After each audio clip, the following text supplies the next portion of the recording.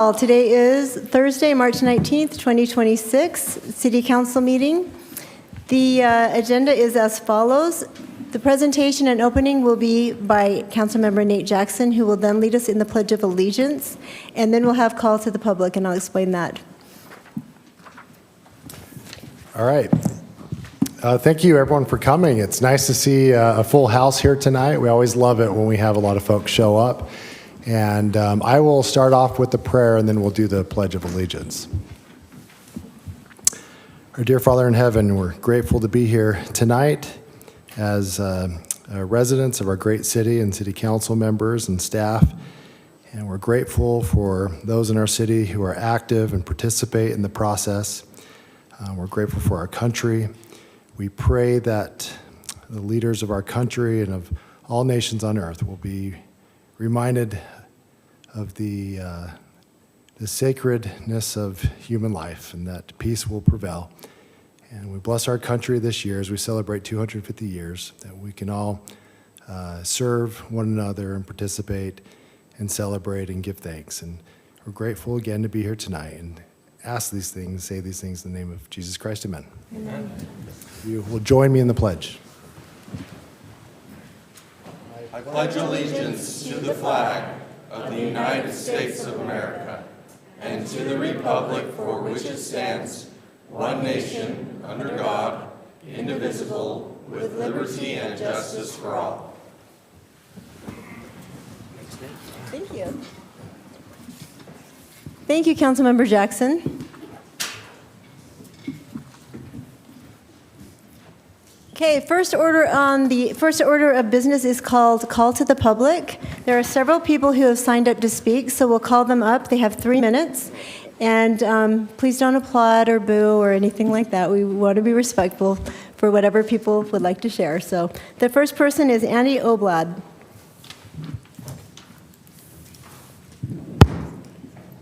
Hi, can you pick me up? I'm Andy Oblad.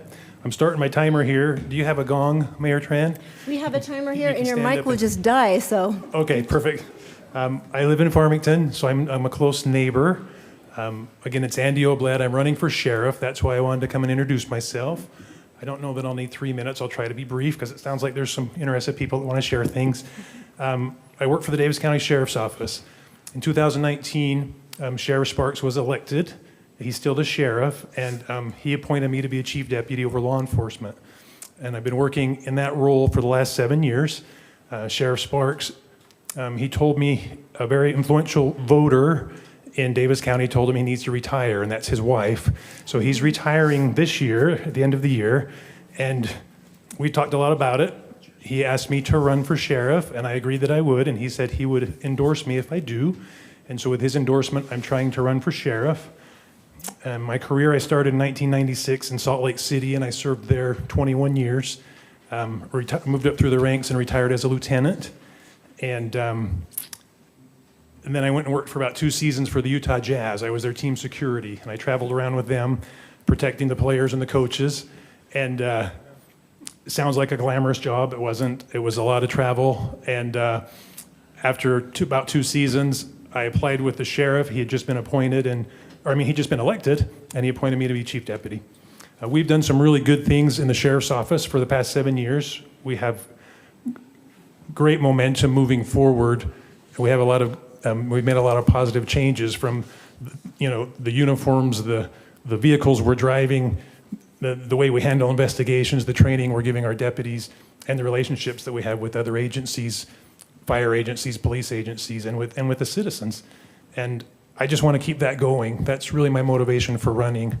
I am gathering signatures. I've heard Councilmember Blackham talk about how important that is. And so if somebody wants to sign my signature packet, I will be waiting around and happy to answer questions after. Nice to meet you all. Thank you. Thank you. Okay, our next person is Paul Belknap. Mayor, I signed the wrong list. Oh, okay. You just let me know then when we get to the item that you meant to speak about. Okay. Sounds good. Thank you.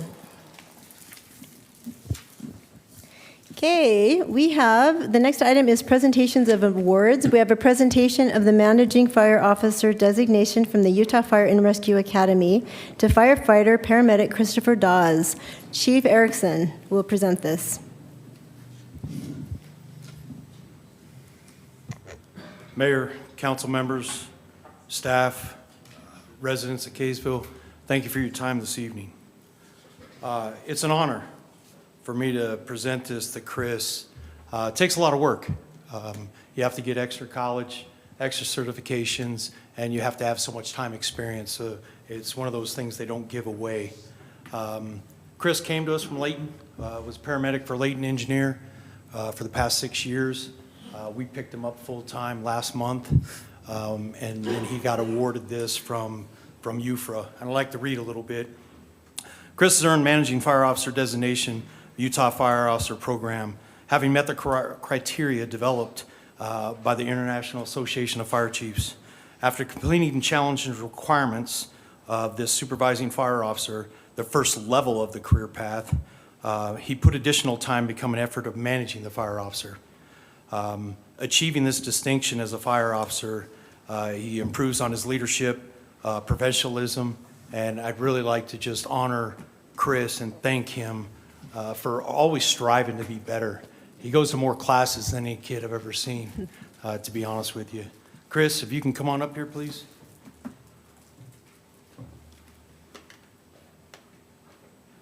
This is a credit to you, my friend. Good job.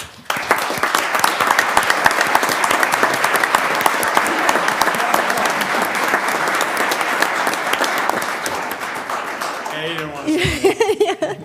Thank you for, we're super proud of you. Congratulations. This is great. Thanks for the extra work. Thank you. Yeah, we would like to get a picture with you. Okay.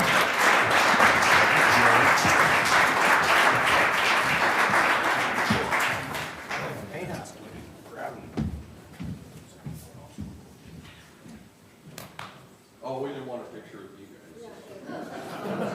Actually, everybody's good with John. Oh, okay.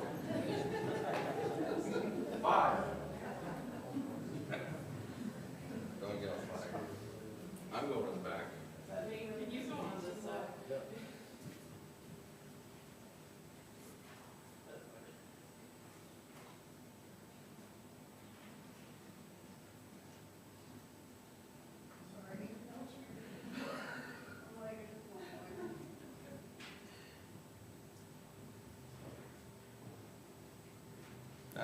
Heather, we'll get it to you too. We'll get you a picture. Yeah, I already asked him. I was like, oh, there's somebody.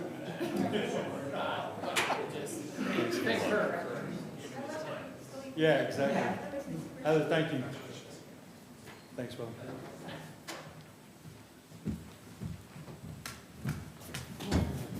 Thank you so much,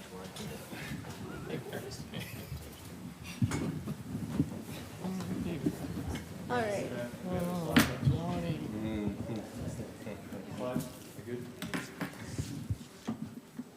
Find out in a second. Hey, look at that. Yes, sorry. I just want to give our 2025 annual report. We actually have our annual report coming out in the longer version. Cam, when's that coming out? Soon. So we got that. More funny? It would be funny. It is. It's good. It's good. All right. Last year, as we went through this a few times, 18% more call volume, medical calls. So there's the breakdown of everything. And there again, 18.6 above. Everybody's busier, right? Our partners to the south, they went up a handful of percent. Layton went up a handful of percent. So everybody's getting busier, to be honest with you. There you go again, doing a 5-year look. And that's not wrong right there, relatively flat through that. 2020, numbers spiked up quite a bit. Yeah, because of COVID, but the reason the downsize is after COVID and it calmed down, as EMS providers for the state, we made that conscious hey, if you strictly just have COVID, we're not transporting you. So that's for low numbers as well. But we're staying busy for sure. Here's our response time. So 4 out of every 10 calls, we don't make the national standard. And there's where our gap is. As you all well know, mainly on the west side of Kaysville, our numbers can get up to 12 minutes for sure. There's what we have as far as mutual aid given. And I thought you might want some numbers, so I'd be more than happy to provide. 2024, so from 24 to 25, going to the south, we increased our calls 48% from 20 to 25, or 24 to 25. But we've increased every year. We've been staying pretty consistent. Farmington came into us 38 times last year. Layton went into us, 39 times. So we're all increasing, like I'm saying. We're all getting busier. There's our response zones and area. When I talk about zones, you'll look specifically on 5, 6, and 7. That's the zone west of I-15. And there's where our troubled areas are. And even going up further up to the north, up on the East Bench, you start getting into that 8-10 minute range as far as getting there. 570 inspections completed. Bringing Sean on sure cleared up a lot of things. We don't have anything missed anymore, so it's really helped. And there's the violations that he corrected so far. That's quite a bit. Yeah, that's good. Yeah, it is. Re-inspects are way down. People understand our standard better, and he's building up a really good relationship, so that helps as well. If I didn't tell you, he's a full-time captain up at Hill. Good kid. There's our training accomplished. Our benchmark is 90%. We've been probably, for the past 8.5 years since I've been there, we average probably about 95% training complete. Most important for us is our continuing education for medical. But now we have a new requirement with our heavy rescue program. We got to track those hours now, otherwise they'll lose their certification. So there's a lot of cats and dogs to our training. That's what we've done for the community involvement and getting better. I know it kind of stinks when we get a request, and we are busy too, so we're not trying to ignore you, but I think we've been accommodating pretty well. What are we doing next?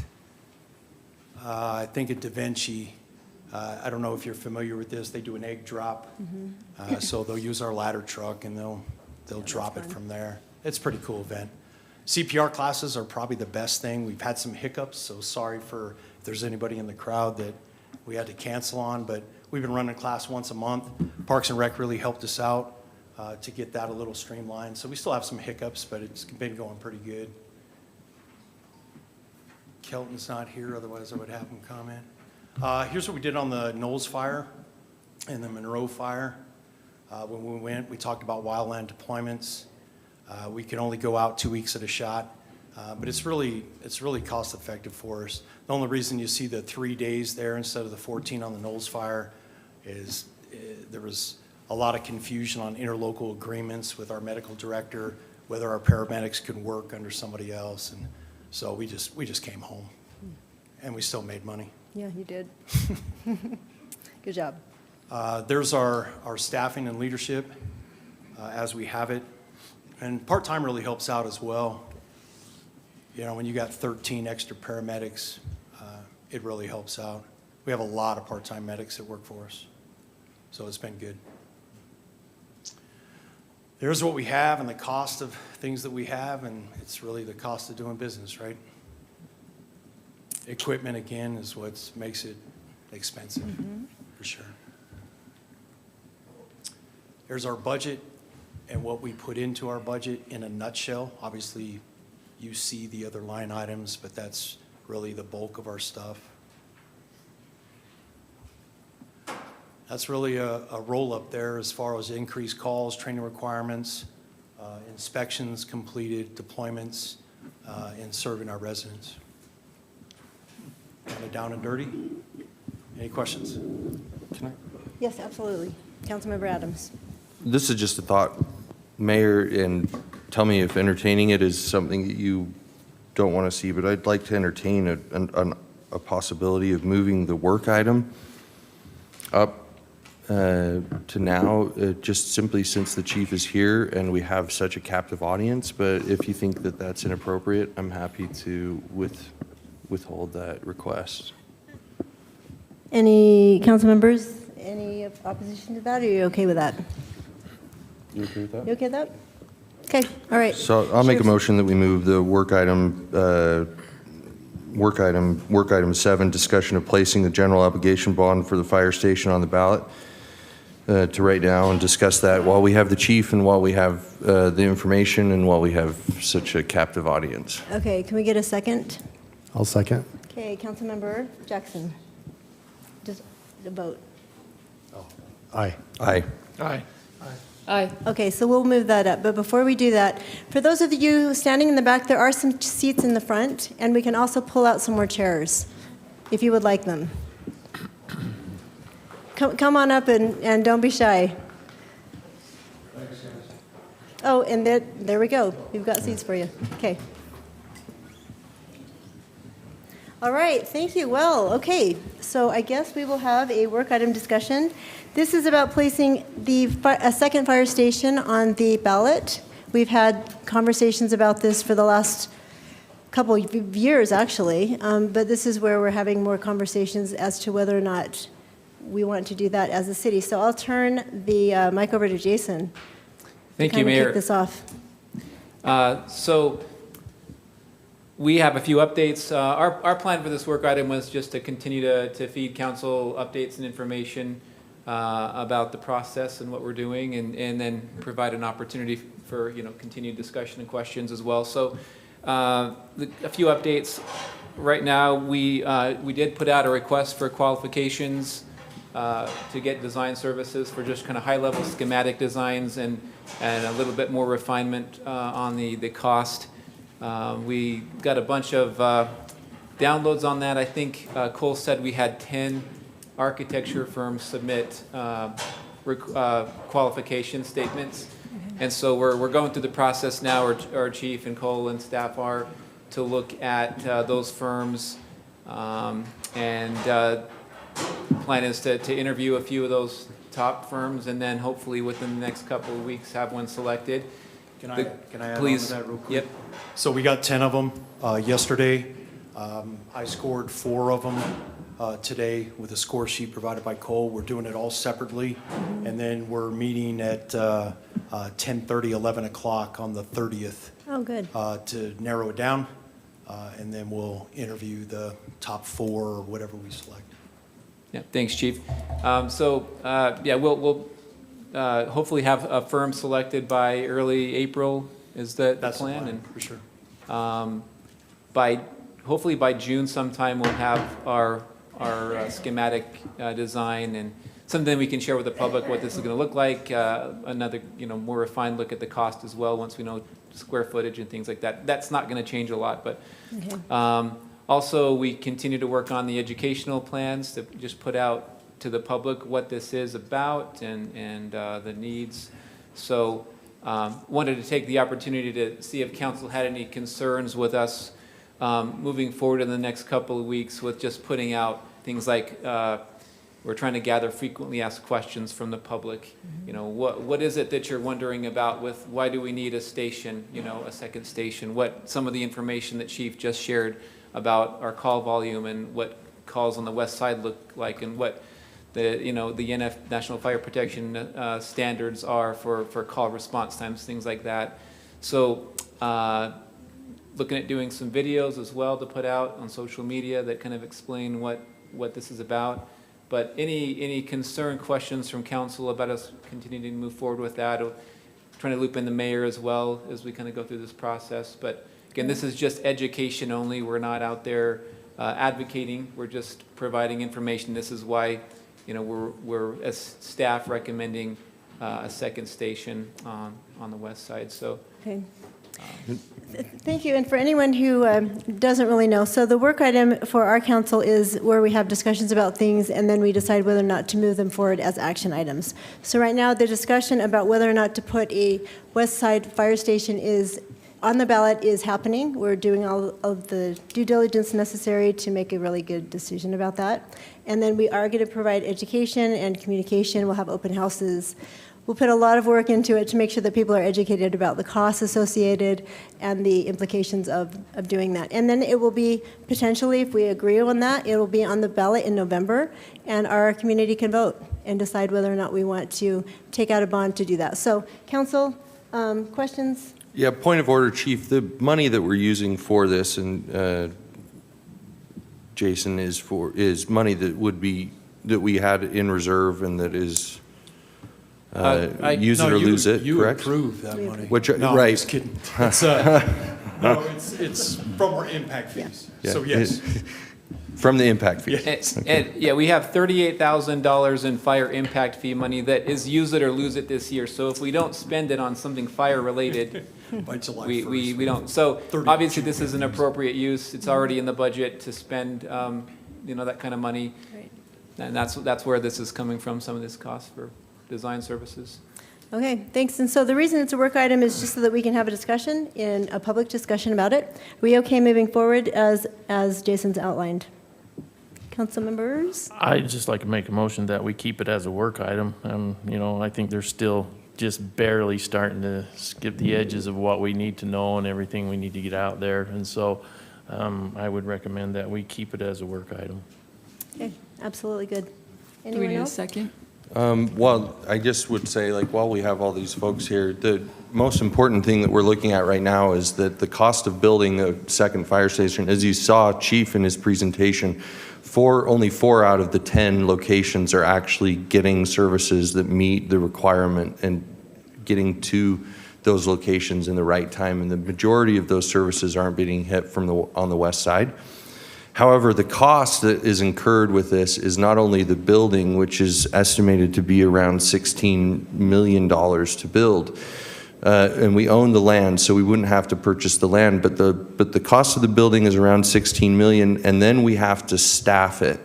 And to staff it would be an annual cost of approximately $2 million. And tell me if I'm hitting anything incorrectly. I think the bond was about 1.5 million per year, which would be probably around a 20 to 25-year bond. And then the cost for staffing was about 2.3 million. 2.2. 2.3 million. So realistically, just the cost of staffing is actually more than the bond will be.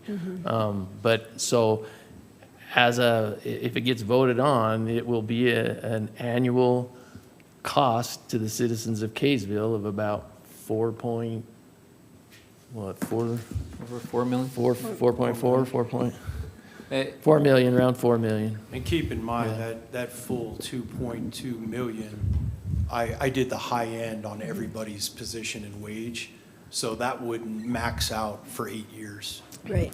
So obviously the cost wouldn't be that high starting out, but we want to make sure that we let everyone know what it will be eventually. Yeah. And so we're taking a really serious, we feel like there's a lot of things that you elected us as officials to decide so that you don't have to deal with them and so you don't have to come in every time or vote on everything.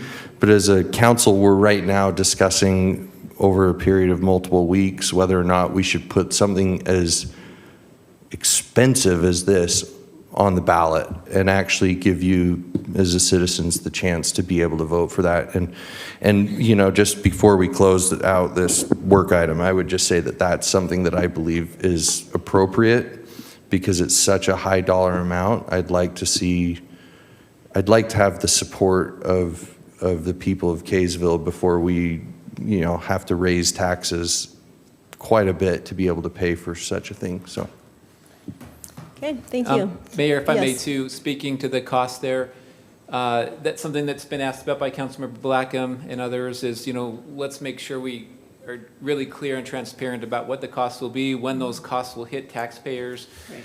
So Marin and I are working on that. We'll have more details, but in addition to just providing the cost to the station itself, the operating cost, we want to actually plug in the whole projected. We've got a lot of projects in the city besides fire. We've got, Right. as everyone knows, lots of needs. So we want to be really transparent about what we're projecting those costs. What does the total tax burden look like in 2, 3, 4, 5 years down the road with everything that we're projecting? And so we'll be sharing more of that type of information as well. And just wanted to make that clear Yeah, that and it's on our radar. that's why I want to make sure it's very clear, because we were denied our 31 or 2% tax increase last year, which is obviously going to be back up this year. So that would already mean this year you're looking at about a 31, 32, 33%. 33.9. Okay, 34% tax increase.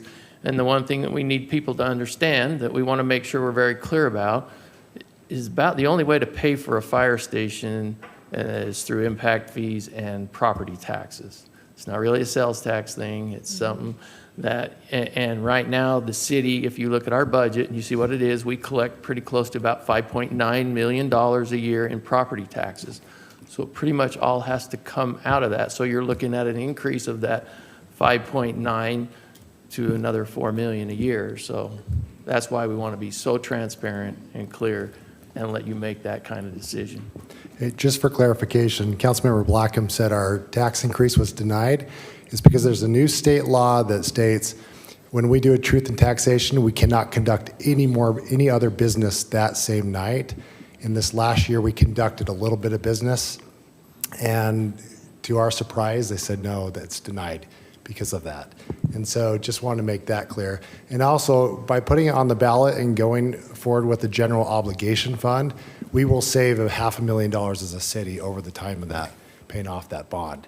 And so that's just another point to try to be mindful of taxpayer money. Thank you, Councilmember Jackson and Councilmember Blackham. Anyone else? No? Okay, so great discussion. Thank you. So we need a motion to make this an ongoing work I made the motion, I didn't get a second. item. Okay. I'll second. Oh, did you second it? Okay. Yeah. All right, Councilmember Jackson, or Councilmember Adams. Aye.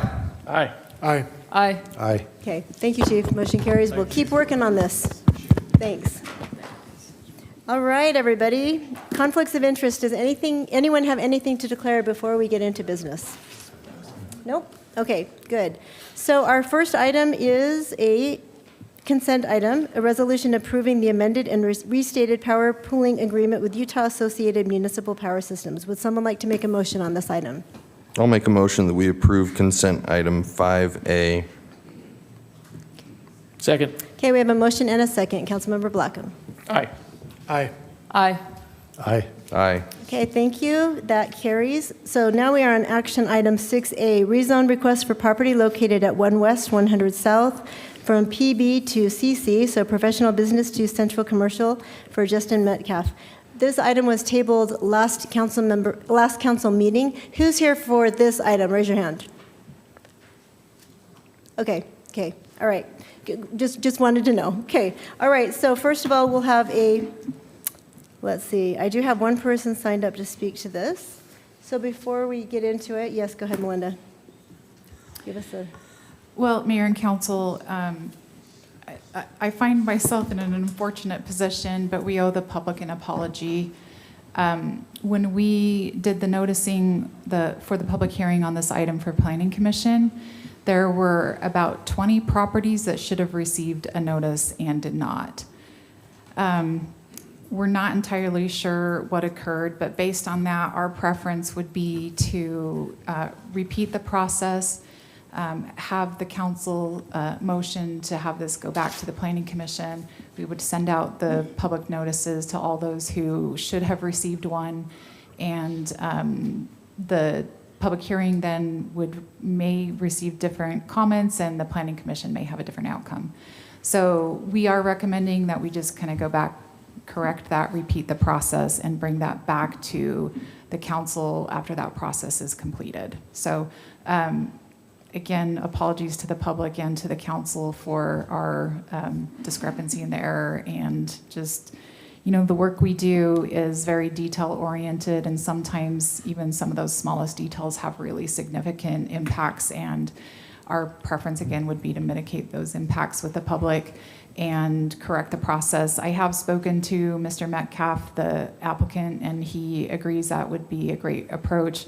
That way, if there are concerns from the neighborhood that weren't addressed because they didn't receive a notice, he could perhaps work through those and bring a different proposal forward.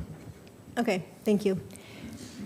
Let's see, we do have someone signed up to speak, Lorraine Starkey.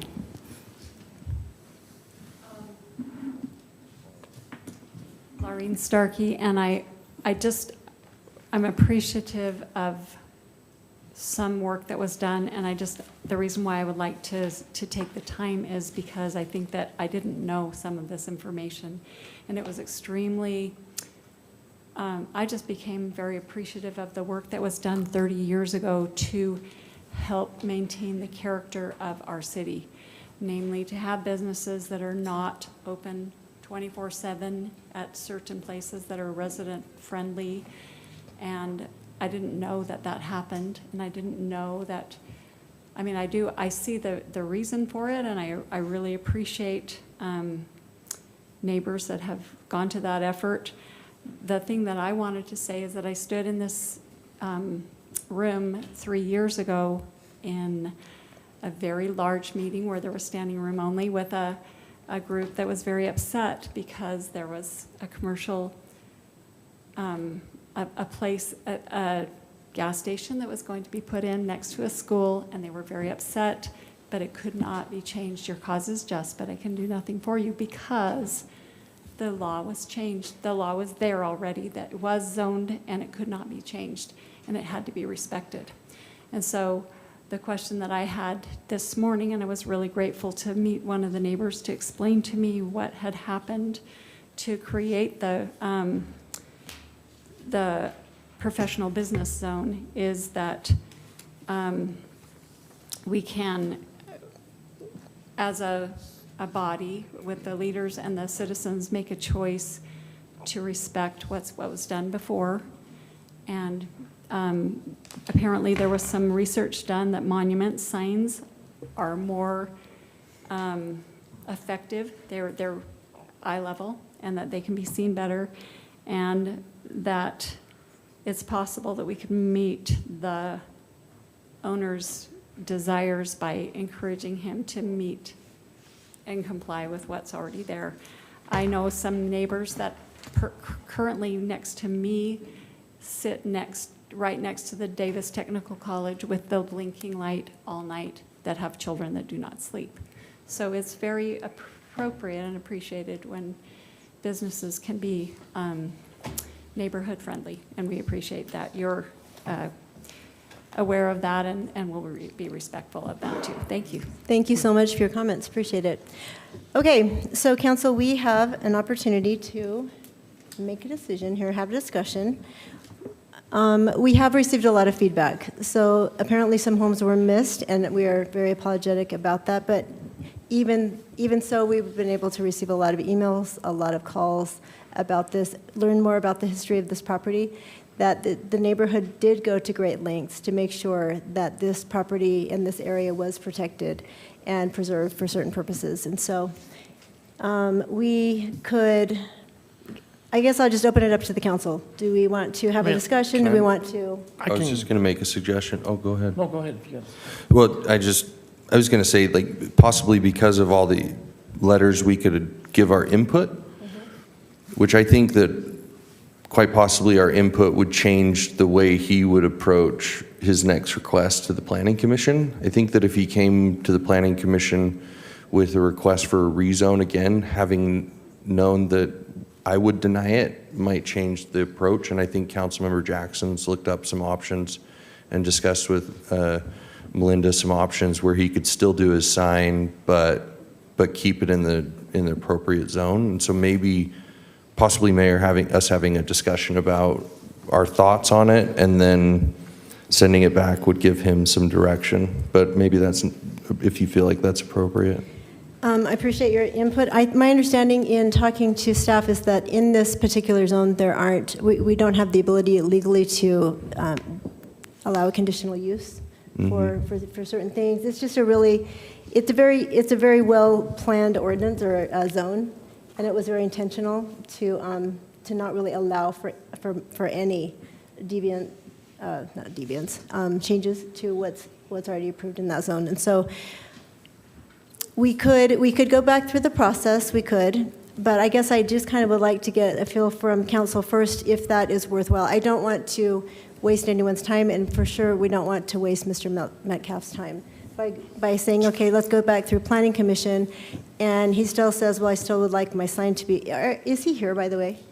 I didn't see him. He is He's not. okay. I did speak Okay. with Did you? him Okay. last night, and he said, given the case, like, his request was actually, let's continue it. Okay. That was prior to me speaking with the city attorney this morning. Okay. So he did have another conflict this evening that he was juggling, but then after the conversation with the city attorney recommending to start the process,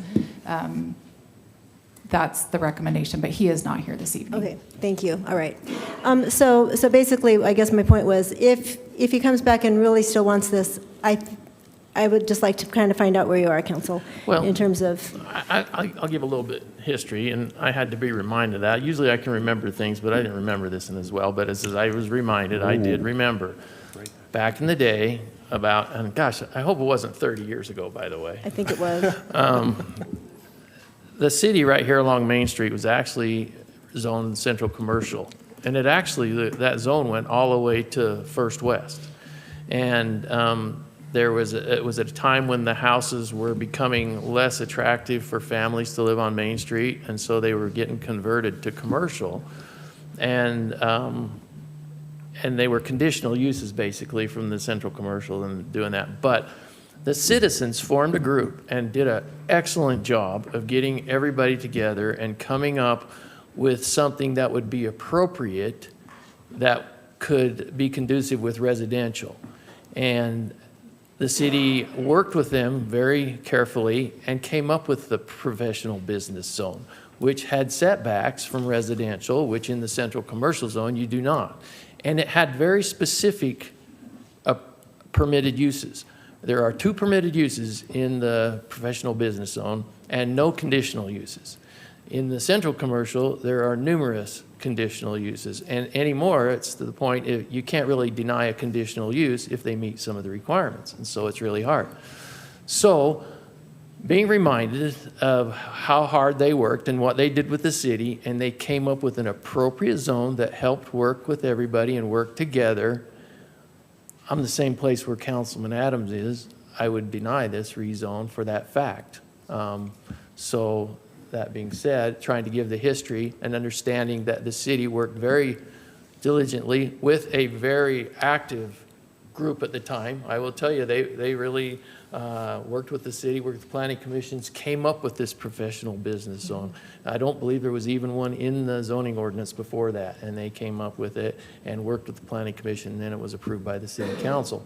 So I think even though it has been 30 years, if it has, it was appropriately done, the process was followed, and there was some things that were done in good faith, and I think that's why the zone is somewhat restrictive, so it will fit. And I would hate to change that to an unknown in the future. Okay, thank you. Anyone else? Councilmember McBride. I would agree with what Mike or Councilman Blackman is saying, as well as in all the research that I have done and looked at it.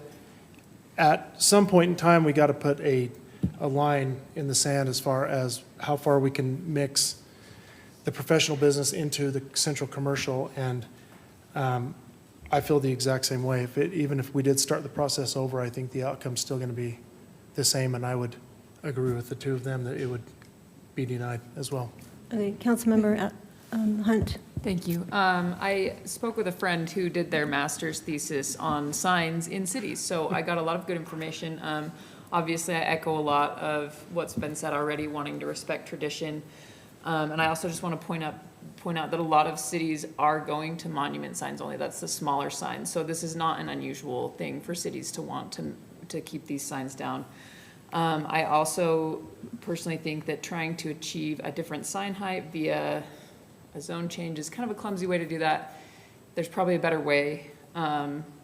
Like's been said, I don't want to allow creep into the neighborhood. That property's not on the main road. It's off a little bit. And even though it's close, I still feel like it's a step too far. And then just some additional points from my friend. He said, pole signs are designed to take your eyes off the road, whereas monument and ground signs are more at street level. I think we can all agree that part of the beauty of Kaysville is in being able to see the mountains and our small town, and putting up large signs is not helpful for that. Let's see, just a few more. Oh, obviously, everyone knows that if you're going to go somewhere, you've usually Googled it first, so GPS really, I think, drives a lot of business. He also pointed out that a large sign like that would be designed to be seen from a distance, but for a business like that, it almost is like point of sale type businesses are the kinds you want with big signs, like McDonald's or something, where you, oh, I see that and want to go there, as opposed to other types of businesses. And kind of to circle back to the rezone thing, I think, you know, allowing a rezone there just for a sign opens the door to multiple uses that I don't think we're necessarily comfortable putting there. So I'm not a big fan of it either, and I'm not sure what he could say to change it, but I would likely vote no as well. Okay. Thank you, Councilmember Hunt. Councilmember Jackson? Yep. Yeah, when this first came to us, I was open to entertaining the idea because I want to help our businesses in the city. But after giving it more thought, I agree with the council members up here that I just don't think a rezone or a change of zone would fix the problem, and it could potentially open up the door for a lot of other problems in the area. And it's important that we protect the entrance to the historical part of our city. But I do have a question for you, Melinda. Specifically here, do you think it would be possible that we could do like a site-specific overlay zone for this property? We don't have an overlay zone for signage. So no, because we don't have anything that would exist that probably would accomplish the purpose that Mr. Metcalf is after. When we initially discussed this item with him, essentially there was two choices. Because the professional business didn't allow for what he wanted. I suppose there's three choices. He could have just done what professional business allows, apply for a rezone that would give opportunities for signage that he wanted. The third alternative would have been he could apply for a text amendment or to amend the existing ordinance for professional business to allow for a taller sign. Based on previous conversations that I've had with the council, I did not think that that is something the council would favor. Previous conversations, again, have been kind of a hesitancy. Sign can be visual litter, not very pleasing. And so we did not feel like that was a good approach, especially because if you change what is allowed in a zone, anyone within that zone could then come in and apply for a permit. Like if we were to change it from monument to a 20-foot tall sign, then anyone who has the PB zone could come in and apply for a permit to build a 20-foot tall sign. I think there's about 6 properties in the city that have the PB zone. There's one on 200 North across from Barnes Park, and then there's, I think, 5 between here and there's one on the east side of Main Street, just south of the detention basin at DTC. So that said, the impact or the approach that we did recommend to Mr. Metcalf was the one that would have been the least impact, right? Which would be rezone that specific property versus change the zoning regulations for the PB zone. We did talk about other options, right? And as council members have stated, there are no conditional uses for taller signs or different sign types in the PB zone. The code just doesn't allow for that. So really, again, there were 3 choices. Just put what the PB zone allows for, rezone the property, or change the ordinance about signage. And could we essentially change the code or look at potentially changing the code? Yeah, absolutely. Okay. It would have to, we would have to go through, public hearing process like normal, notifying of the code change. So, as you asked earlier, could we create some type of a zone to allow for different sign types? Sure. And that would also be a legislative approval. An overlay zone really is technically a rezone. And so anything. Even if it's site-specific? Correct, yes. Okay. Yeah, because you're changing, zoning really is about uses, and you're changing what that particular property, what uses could be on there, right? Use, it could be a small sign, a tall sign.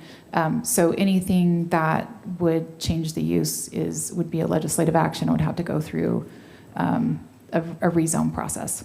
Okay, because I'm open to, entertaining the thought of having a monument sign that can be no more than 10 feet. And I think that would be adequate for that property and that business. I hate being overly restrictive, but in no way, shape, or form do I want to see a 20-foot sign, 25-foot sign, so. Yeah, we also, just for the council's information, we also did talk about, look, oftentimes when a property owner finds out there's something that they can't do with their property, their immediate reaction is, I'll just get a variance. I don't know, before, way predates me, but probably about 20 years ago, everyone was getting a variance. And so it got to a point where it was kind of like, why do you even have zoning code? Because everyone's just getting a variance for everything. So the state legislature implemented some standards in Title 10-20, which is the Land Use Development Management Act. And that specifies that a property owner would have to meet 5 specific criteria to be eligible for a variance. And one of those criteria really is about economics. And so at any rate, I don't believe that this particular property would be eligible for a variance. But even said, that variance would have to deprive them of a property use that other people in the same zone have, and no one in the PB zone has the opportunity to put in a taller sign. So there really is not an option other than a rezone or changing the code. Even though there's a slope there and it's hard to see that.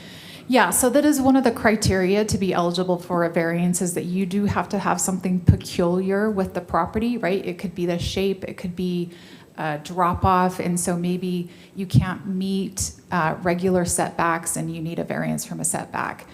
So they may be able to meet one criteria, but the law would require meeting all 5 of those in order to be eligible, and I just don't see the eligibility being there for Mr. Metcalf with this property. Okay, thank you.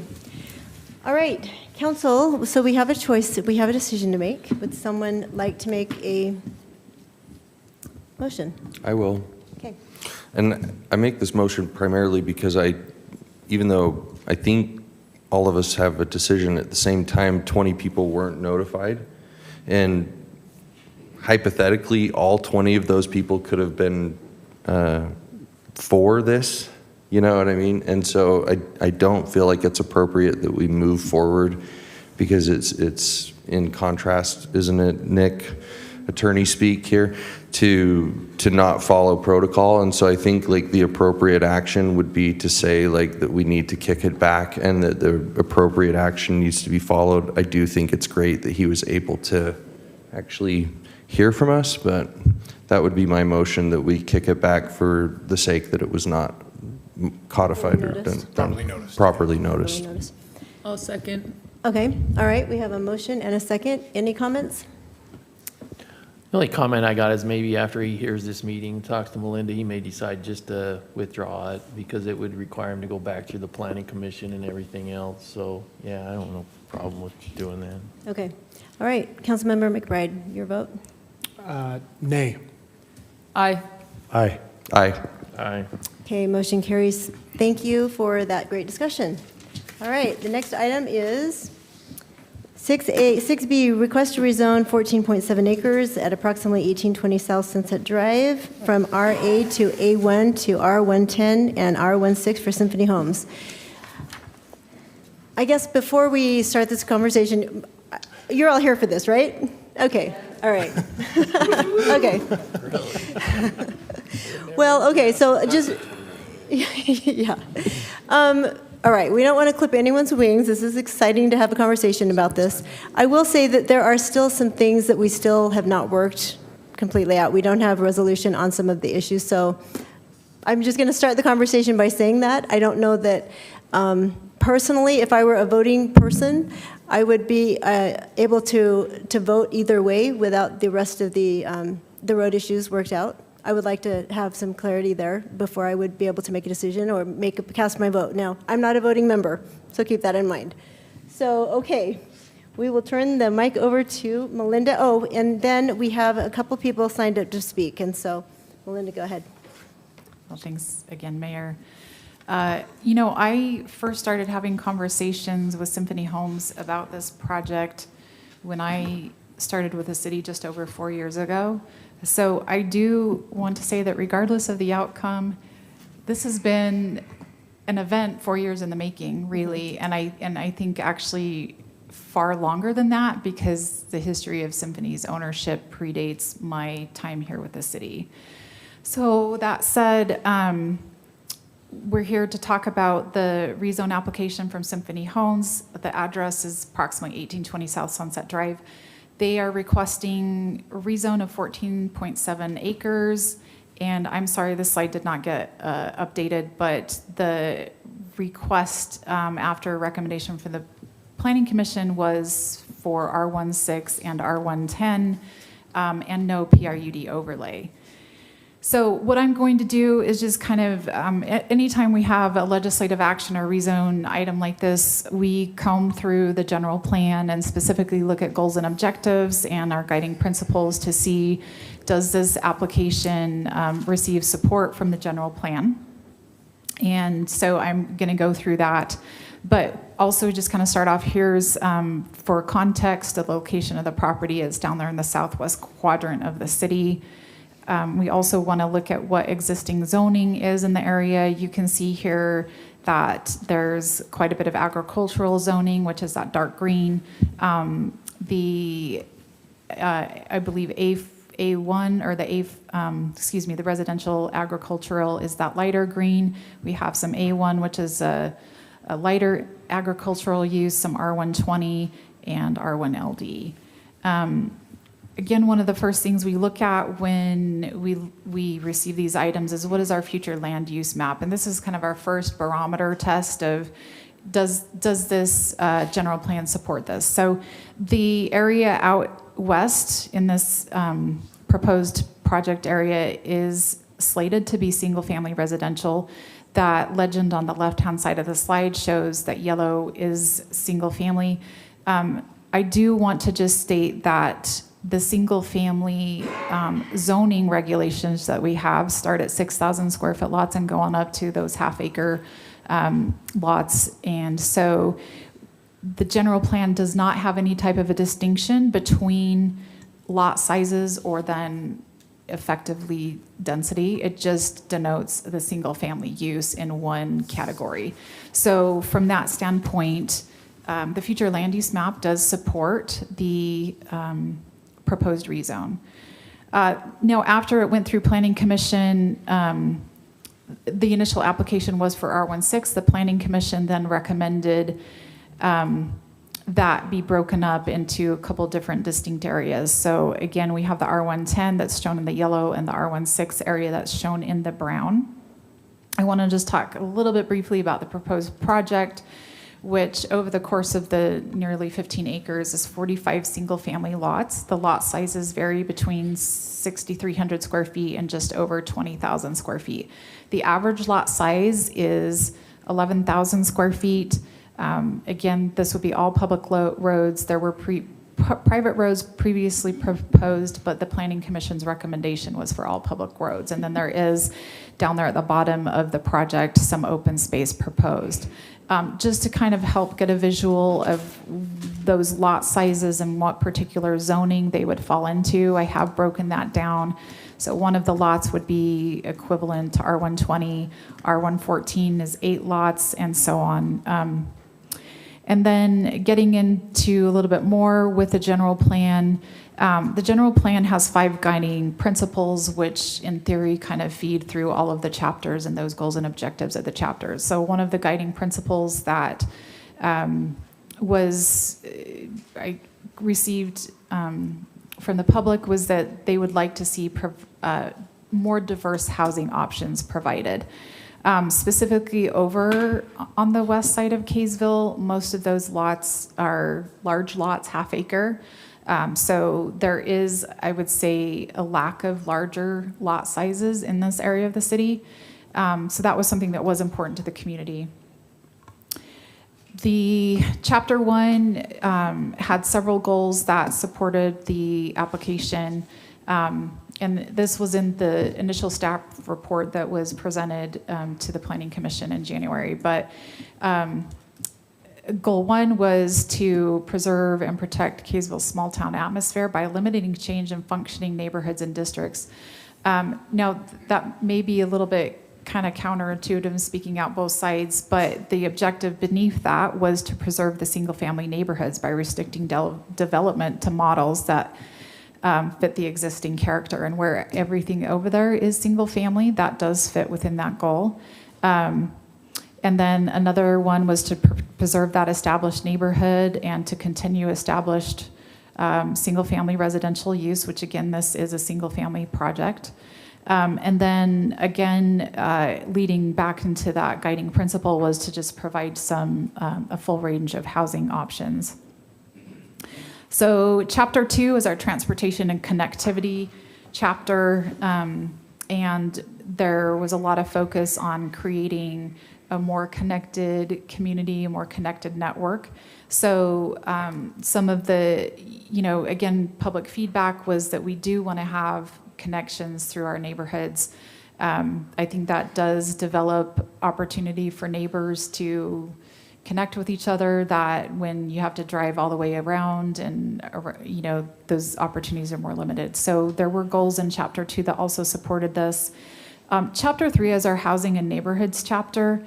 And oftentimes you will see the presentation including one of the moderate income housing elements or goals from this, which this one does fit, but I do want to say with a caveat that I don't believe, after conversations with Symphony Homes, that any of the housing that would be produced in this facility or in this development, if it's approved, would actually meet criteria for moderate income housing based on state definitions. However, the moderate income housing process and requirements doesn't say that it has to meet those. It just says rezone for densities necessary to facilitate the production of moderate income housing. So in theory, right, smaller lot sizes, the less the land costs are, the more affordable it will be. So I don't want to pretend that this may generate those the cost of housing, which probably would need to be between $400,000 or $500,000 to qualify for moderate income housing, and I don't believe this will. However, again, the state's requirements don't say that it has to. It just says that it has to be necessary to facilitate the production of moderate income housing. And then lastly, we did in December, the council amended the general plan to meet state requirements that were put into place a couple of years ago in the legislative session to connect land use planning with water availability. So through that process, and we always do this because we don't want to recommend a rezone if we don't have capacity to serve. But now it's just going to be in a more visible way. But we do always check to make sure that we have adequate facilities, public facilities to serve those utilities. In this instance, what we did was we converted the amount of water we would anticipate this development would use. We equated that to how much contracted water the city has. The city does not produce any water. We purchase water from Weber Basin, and then we're a water delivery provider. There is adequate capacity to serve this development. In fact, there would be remaining additional capacity. So next, I just want to go over with the council a little bit more particulars of the project and what the development agreement states. For those members of the public who may not be familiar with the concept of development agreements, that's something the council can elect to do with a rezone, with a legislative item, and that, if approved, that development agreement really becomes the zoning code for the property, which means it really specifies, here's what you have to do, you can't do more. So we record those development agreements against the property, they run with the land, and that should give the public and the city council the assurance that what is proposed will end up being what is constructed. So again, we're talking about R16 and a mix of R110 zoning, 45 lots in varying lot sizes. The development agreement would set the site plan and the layout, which would be the roads and those lot sizes. There are a request for some fluctuation with a frontage for the R16 area, as noted there, that the frontage could be reduced down to 50 feet, but must average 60 feet over the entirety of the development. The developer is requesting a 5-foot reduced front setback. All of our residential zones have, I believe, a 25-foot setback, and they're requesting 20. R110 setbacks are 8 feet on either side, or on both sides, for a total of 16 feet. The applicants were proposing 6 and 8, which taken together would be 14, so 2-foot reduction from the 16 that is in code. The R16 setbacks are 5 feet, that's what they're requesting, and then the rear setback is 15 feet, and that is what the setback is in all of our zones as well. There is a fencing plan that's depicted in the standards that essentially, I think some of those existing neighbors wanted to have fencing between them and the new development. Again, if that's approved, it sets some phasing. And one thing that's important to note, so fire code has a provision that states you can't have more than 30 residential units in an area without 2 points of ingress egress. So there is a portion in the development agreement that states that that connection at Sunset into their development, we would only allow up to 30 units and until a secondary access could be established. And then lastly, there's a provision in there, again, this is something that we already do, but there is a provision in there that all intersections within the project would be designed to meet the AASHTO standards, which is a group of transportation highway safety officials that it's just your commonly adopted standards across the US. So this was in front of the Planning Commission 2 times, on January 8th, where a public hearing was held, and then again on February 26th. It was a split vote coming from the Planning Commission, but they did recommend approval to the City Council with a vote of 4-3. So based on their recommendation, that is what what staff is recommending for you this evening. So happy to answer any questions. Okay, before we move into questions, we have 3 people signed up to speak. So Paul Belknap, come on up. And then Allison Steinquist, and then Doug Levitt.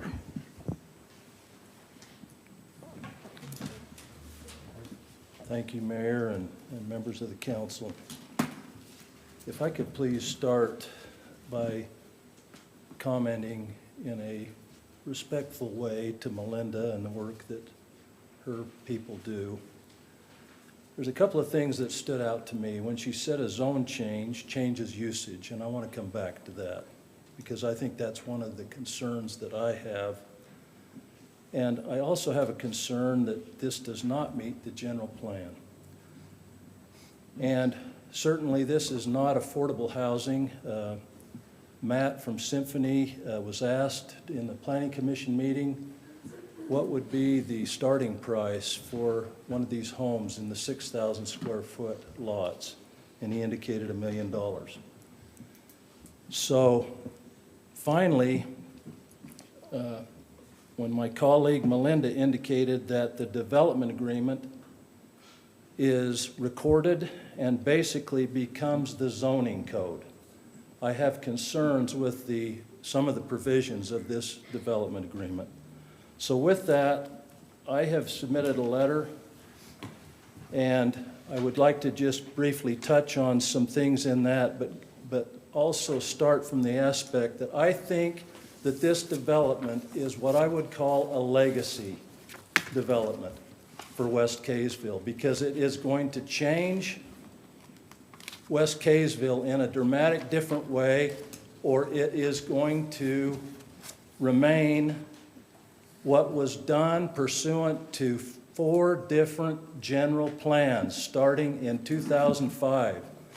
This neighborhood, this community was established pursuant to general plans that indicated if you want to come to this area, we open our arms to you, but it's going to be 0 to 2 units per acre. And then in 2019, it said the same, but higher density along 2nd North and some of the main arteries in Kaysville. Now, you as a body were asked by the state legislature in 2024 to review your codes. And in that process, Chapter 17 was one of the codes that was reviewed. And there were changes made. But one of the things that came out of that is Chapter 17:12:1 indicated that in these zones, these R1 zones, that it is a place for the development of quiet, low-density residential neighborhoods as to be established, maintained, and protected. And this... You can continue. You can continue. Go ahead. Thank you. This community has been established, maintained, and needs to be protected based upon it surrounds what Symphony is proposing. Now, I have no personal animosity to Symphony. I like these people. They've done good products that have raised and made our community a wonderful place. But I do see that this is a legacy moment for this council and a master planning legacy moment for the Hershey and Jones property and other big properties that are the only properties remaining. And I'll just finish with this, Mayor. The development agreement as currently drafted, which Melinda indicated would become, in essence, zoning code, states that this change is a finding, and I'm speaking professionally. When you say that, a finding is an important word that creates a desirable residential community that does not violate the purpose, goals, and objectives of the city's code and plan. And I do think, with all respect to my colleagues, this does not comport with the general plan. And the general plan, as stated, is a document that creates the vision by its own terms for 20 or 30 years, and that's where we are. Thank you for the additional time, Mayor. Thank you, Mr. Belknap. Thank you. Allison?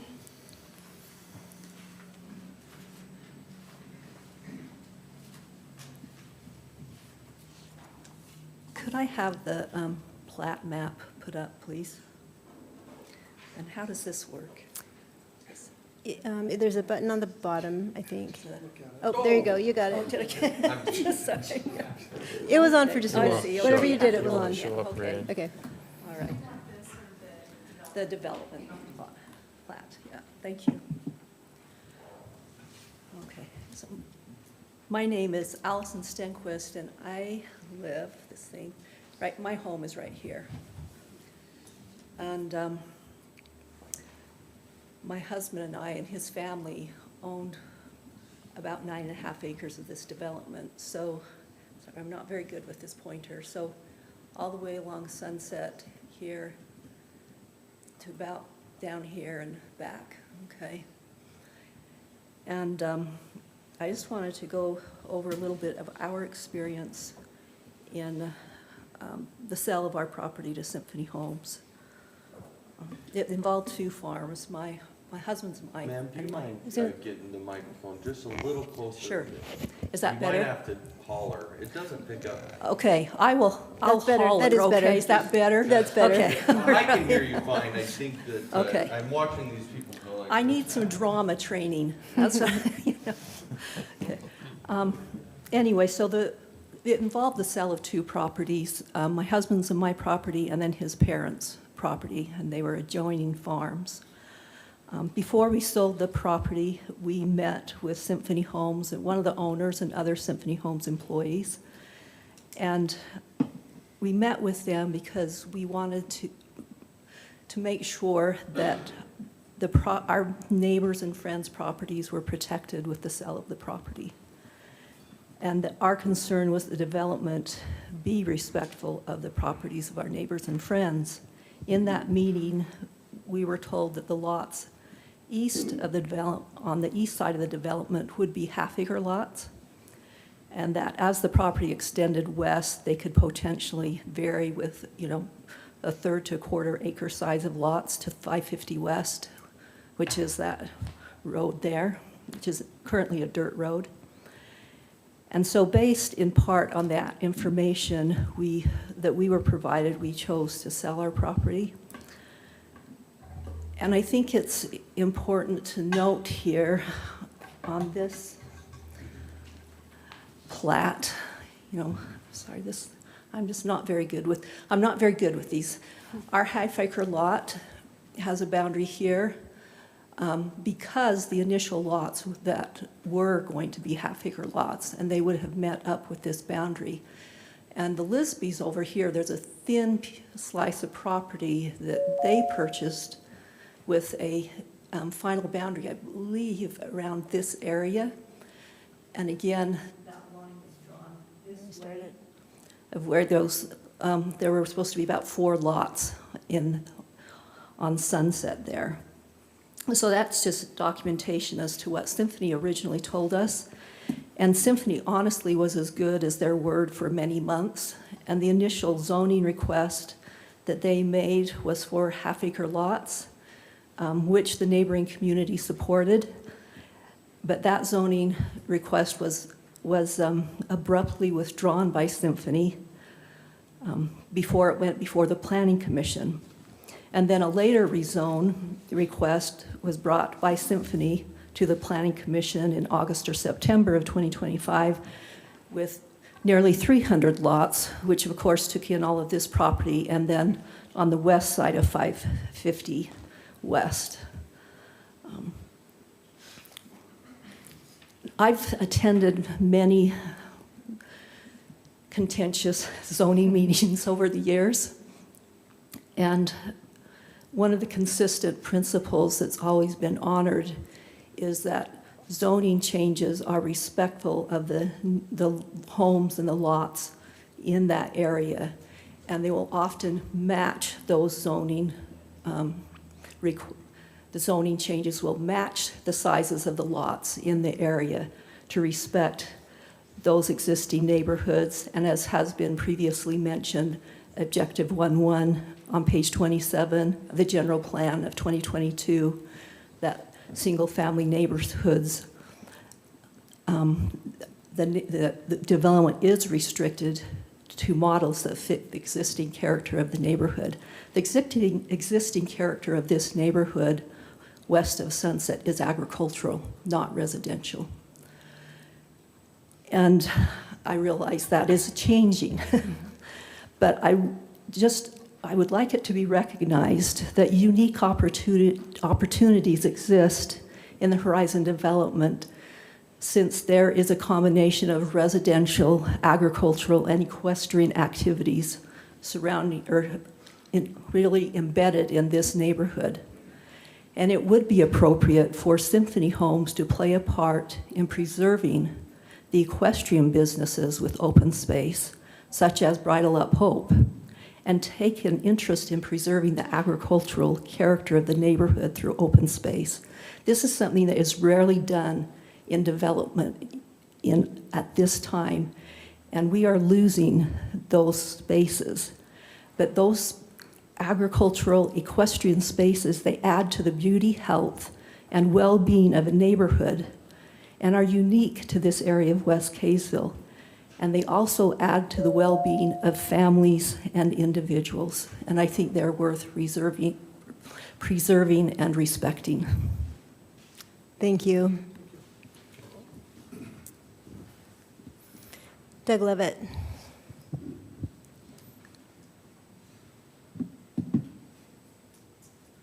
Thanks for your time and your service for all of you. And just wanted to, I don't go over anything that's been brought up, some of the concerns and that we have as a neighborhood.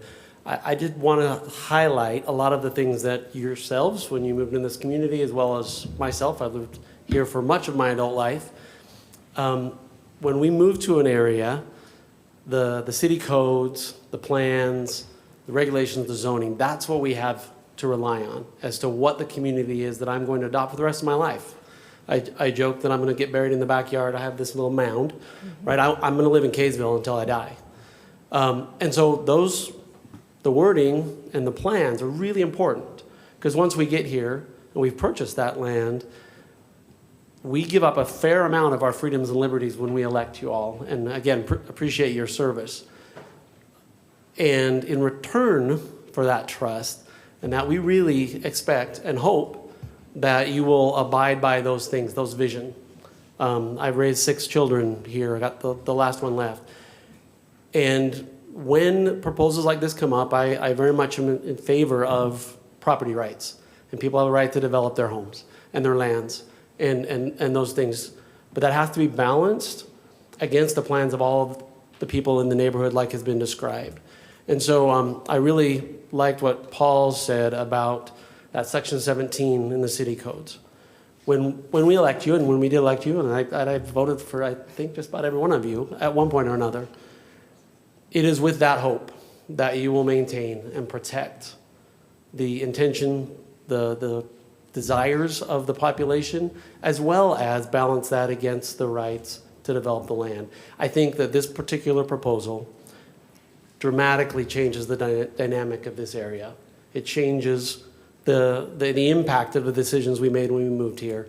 There are other development types, like have been stated, initially proposed, that would minimize and I think better balance the rights of the existing landowners with those that want to develop it. So I would just recommend that you look at that and just have them come up with a different plan that better fits those needs and allows us to maintain and continue for hopefully the next 30 years that I live here, having that same feel for my grandkids. And I appreciate your time, your service. I know it's a tough job, but again, please maintain and protect our neighborhoods, and while you balance that with these rezoning requests. So, thank you. Thank you, Doug. All right. Okay, so Matt is here. Would you like to come up and let us pester you with questions? Go ahead and... Matt Loveland, and I'm with Symphony Homes, 111 South Frontage Road, Centerville, Utah. Is it okay if I run through a couple slides first? Sure. And then we can Q&A? So, and Melinda, the clicker, does this? I don't know if it'll work with, because this is a PDF, so you can try it, but I don't know if it will. Nope. Okay, yeah, so we'll just, all hands. So, before I start, just kind of a little unorthodox, but when I was thinking about this last night, I want to just encourage everyone in this room, audience included, to think about when you move to Kaysville. And will you speak a little bit more into the mic? Thanks. Or maybe adjust it. Think about when you move to Kaysville. Everyone in this room is here because you live here. Some transplanted, some were original, etc. What did you buy your home for? Think about that. Don't answer. Doesn't matter. But what did you buy your house for? When did you move to Kaysville? And the interesting thing that I want to encourage, everyone has a cell phone in their pocket. jump on the Utah Real Estate website, that's utahrealestate.com, go to West Kaysville, pull up the map of availability. And the only filter I'd recommend would be put 2020, how homes built 2020 or newer, and form an opinion. And so tonight's an opportunity. As Melinda stated, we've been at this for some time, and we're excited about what we're presenting tonight in the general direction.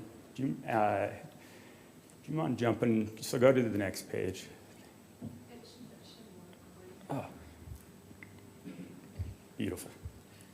So I'll be quick on the recap. January of last year, we did an open house. We had about 150 people attend, provide feedback, and out of that, we were trying to gauge what to do with open space, amenities, the actual product types, so what type of buildings, and then there's some commentary on what should they look like architecturally as well. And so we had a really good turnout. Out of this is the slide that stood out to me the most.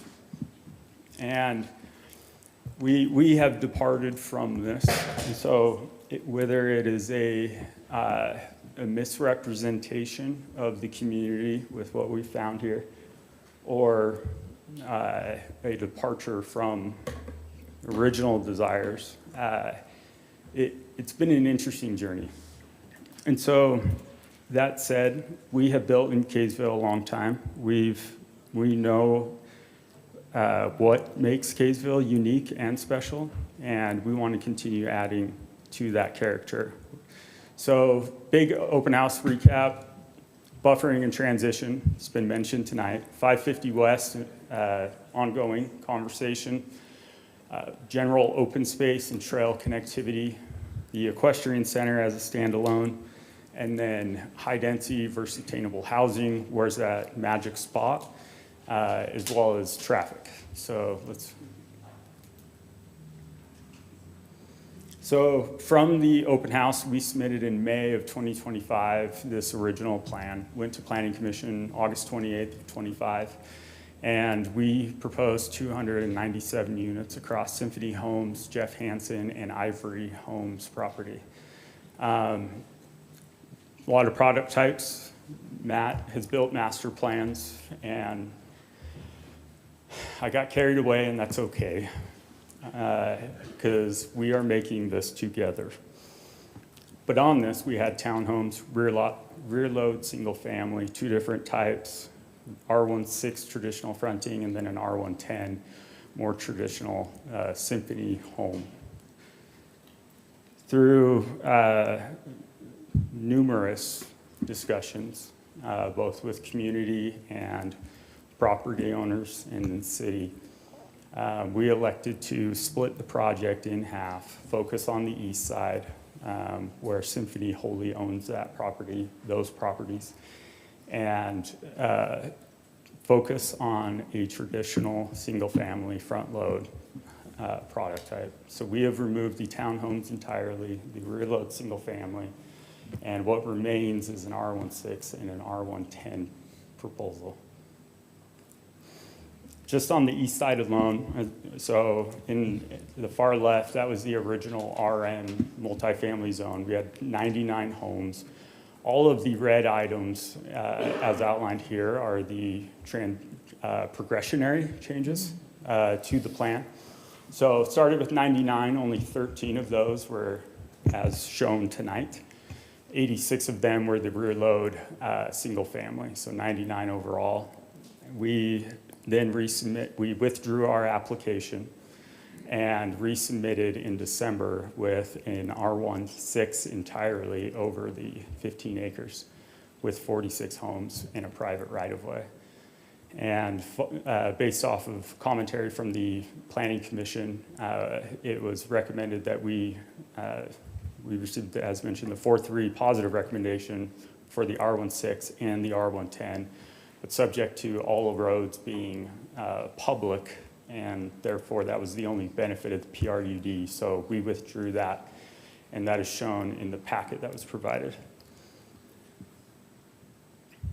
So, current proposal.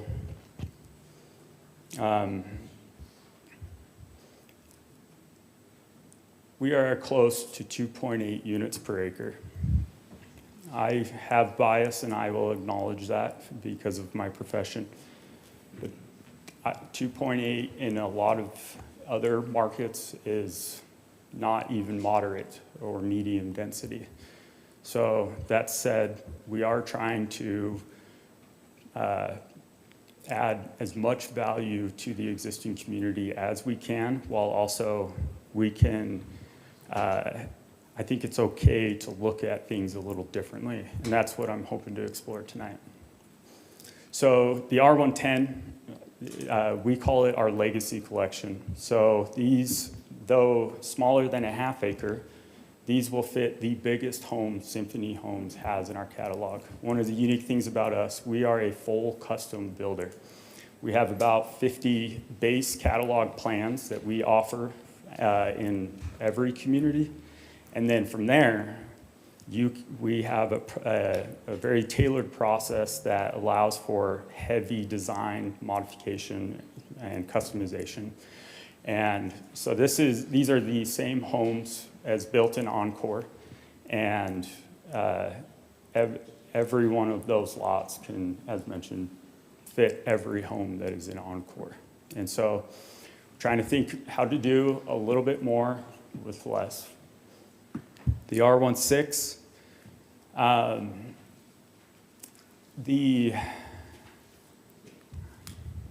so it allows for a 6,000 square foot minimum lot size. This specifically, in that area, we are averaging currently 7,500 square feet.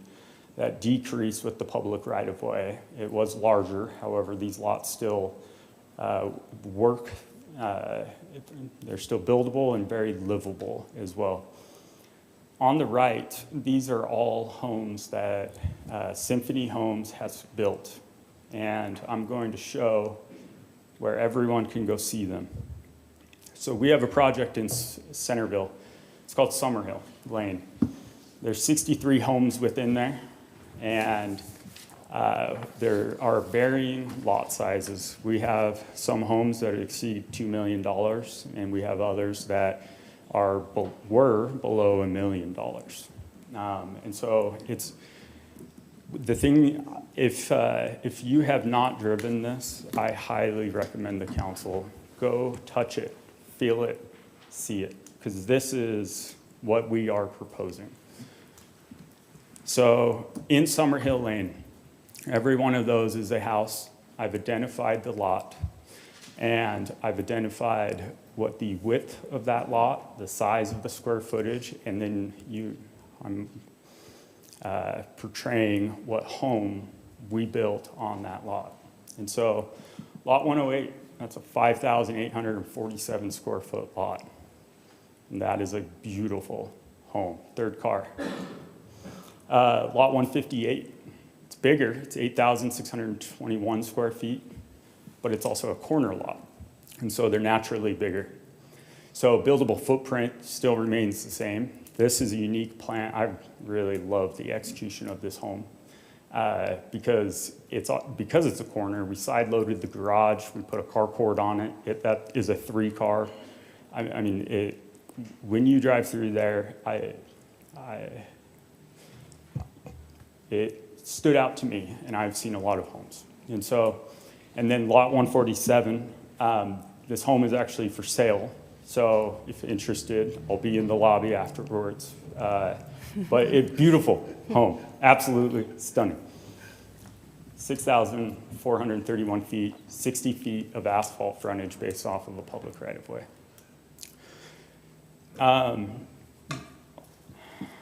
Symphony has been building for a long time.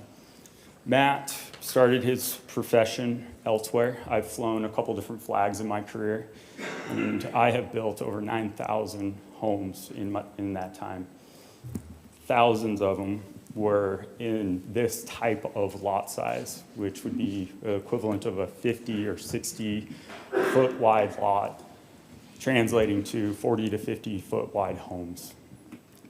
Symphony with what the team does with both our architecture, the customization, and I mean, spare no attention to detail, all attention to detail.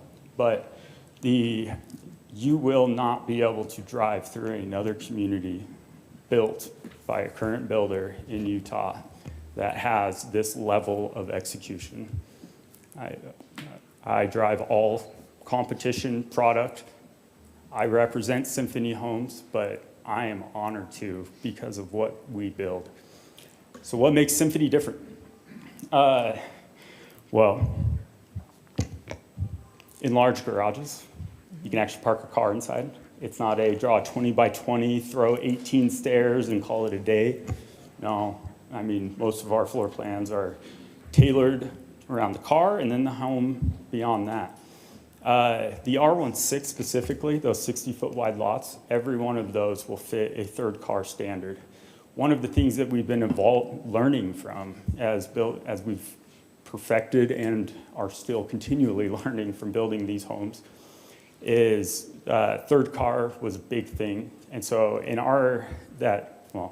the lack of a third car has been a reoccurring comment from the buyers out there, the market. So what we've done is the lot size on this Summer Hill Lane, as mentioned, 6,000 square feet or less on typical. We have increased that to create a better product, taking what we learned from Centerville and applying it here. And so we have over 80 different stones. We have hundreds of exterior colors. And because we are a custom home builder, we heavily encourage modification. This is not a cookie cutter neighborhood. This is a Symphony Homes neighborhood. There are numerous, I would love to live in here at the end of the day. With our open space, the west side will have some, obviously, more conversation specific to that side. We are planning some additional open space on that with trails and connectivity. With the east side, where we've gone from 99 homes with common area and parks and amenities in that same acreage, we're at 45 currently. We are electing to put the investment into the entryway. The current one that we have is off Sunset Drive. And very similar to our community in Encore, which is just north of this project, we will propose a landscaped median that'll maintain all site distance triangles. And we plan to have a monument there, and depending on how flexible staff will let me be, or how flexible they are with letting me be creative, we'd love to do something special and unique here. So we got ideas, more to come on that. And then the plan itself, it has changed. The R110 was a personal election to add that. It was a suggestion of the Planning Commission, so we've made that change. Removed the private road, increased the setback from 5 and 5 to this proposed 6 and 8 for the R110. Building height, we were proposing to go 35 feet. We've dropped that entirely. Traffic impact study has had extensive discussion around it. And findings were level service A, which is the best rating you can get. And then Sunset Drive, we have meticulously looked at the site triangles. How do we mitigate our headlights on neighbors across the street, and while also we don't want to compromise the beginning of the project. This is you have one opportunity to set that presence.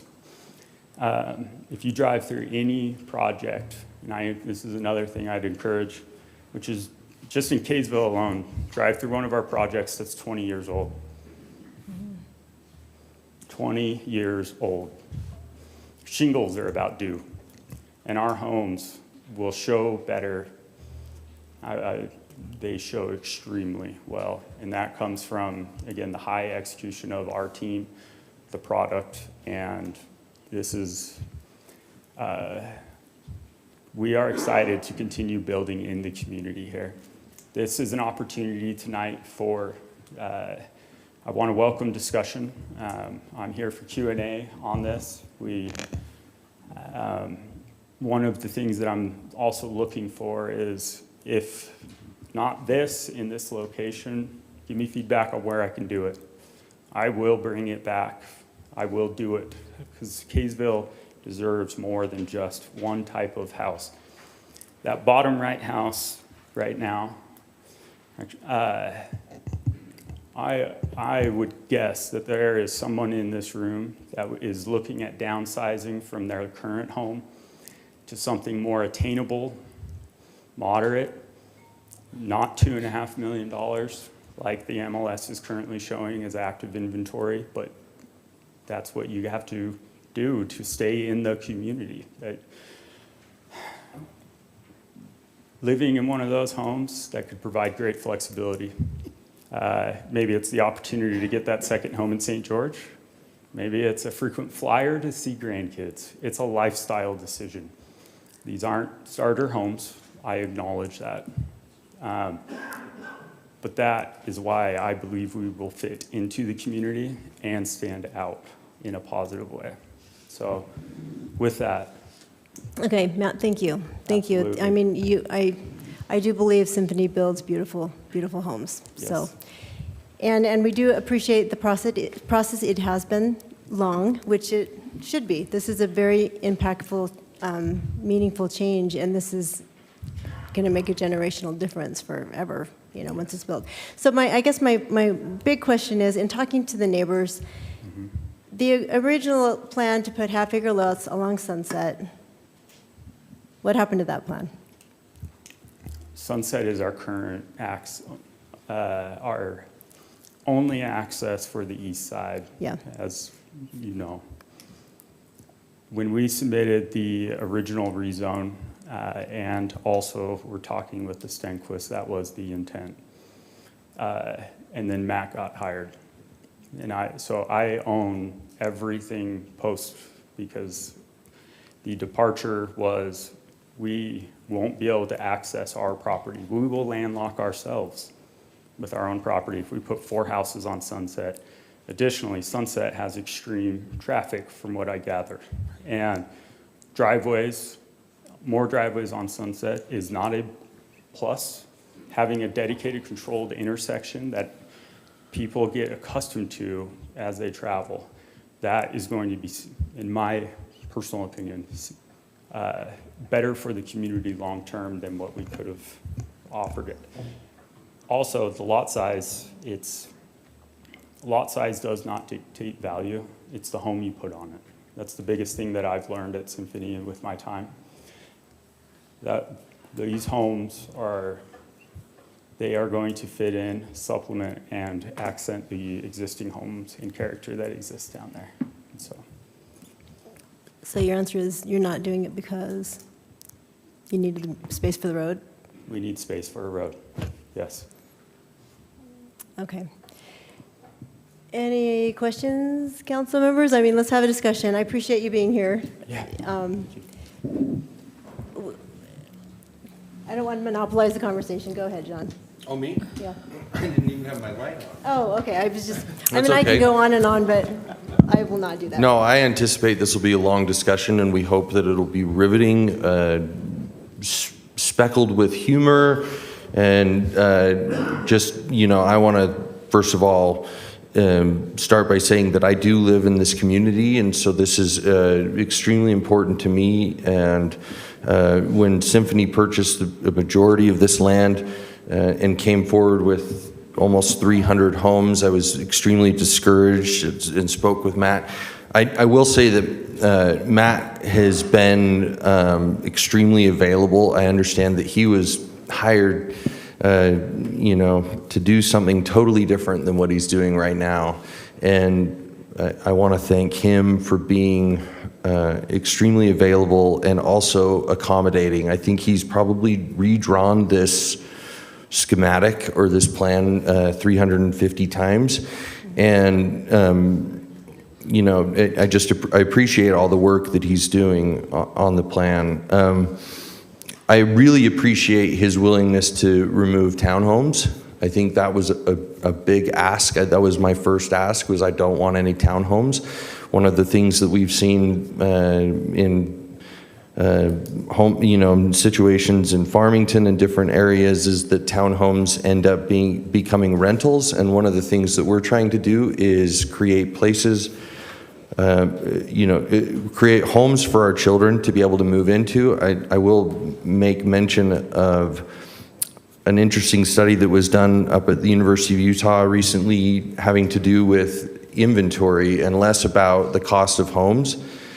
Even though these homes will be some 2 million, some hopefully under $1 million, 800,000, 700,000, that seems insane. And as Matt mentioned, they won't be first starter homes.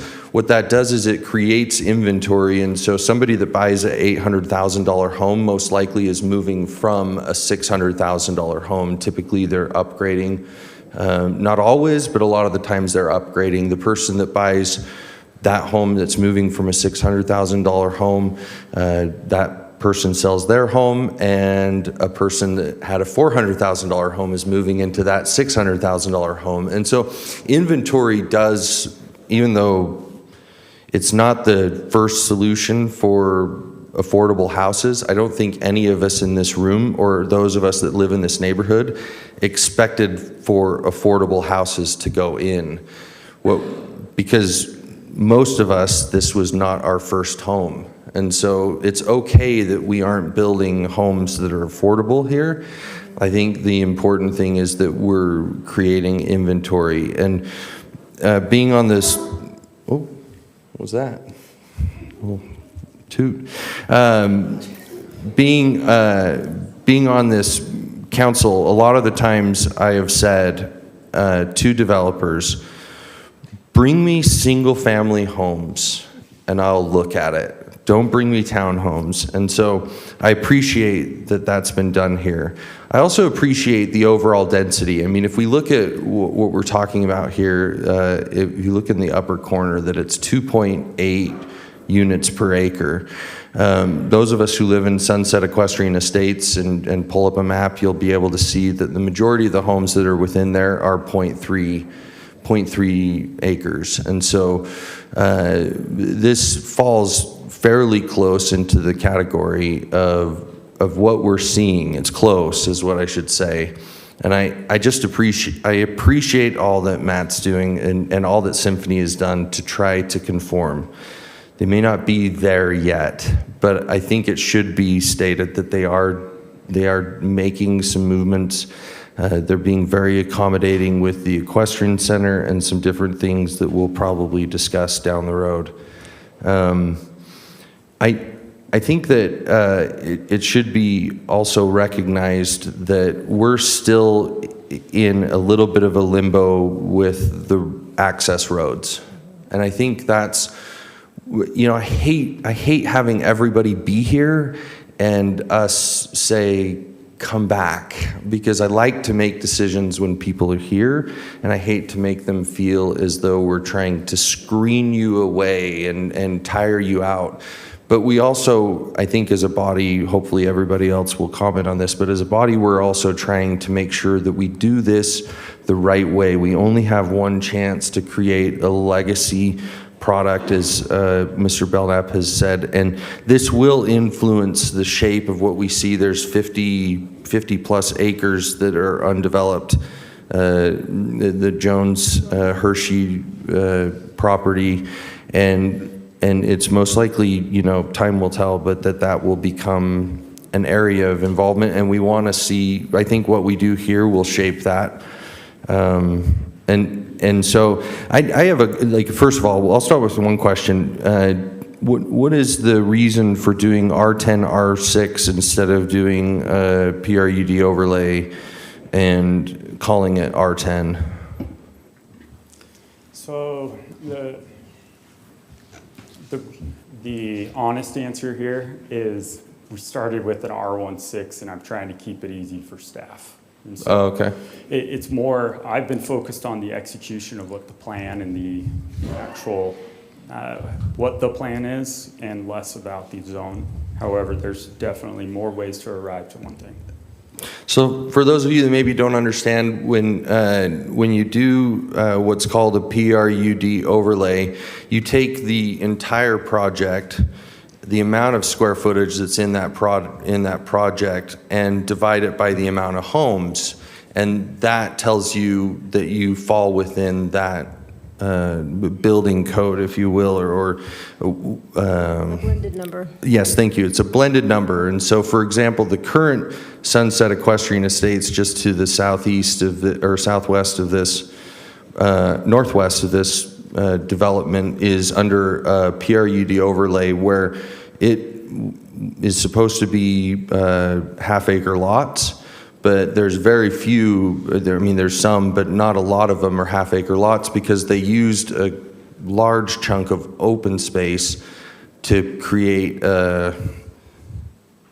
what would be the best way to say it? Create an overall half-acre lots. And so when I ask Matt about doing a PRUD overlay, it helps me conceptualize, okay, even though they're doing some smaller homes on this southernmost point, which seems like the most appropriate place for smaller homes to be, or a little bit more density next to what will be a fairly well-traveled frontage road.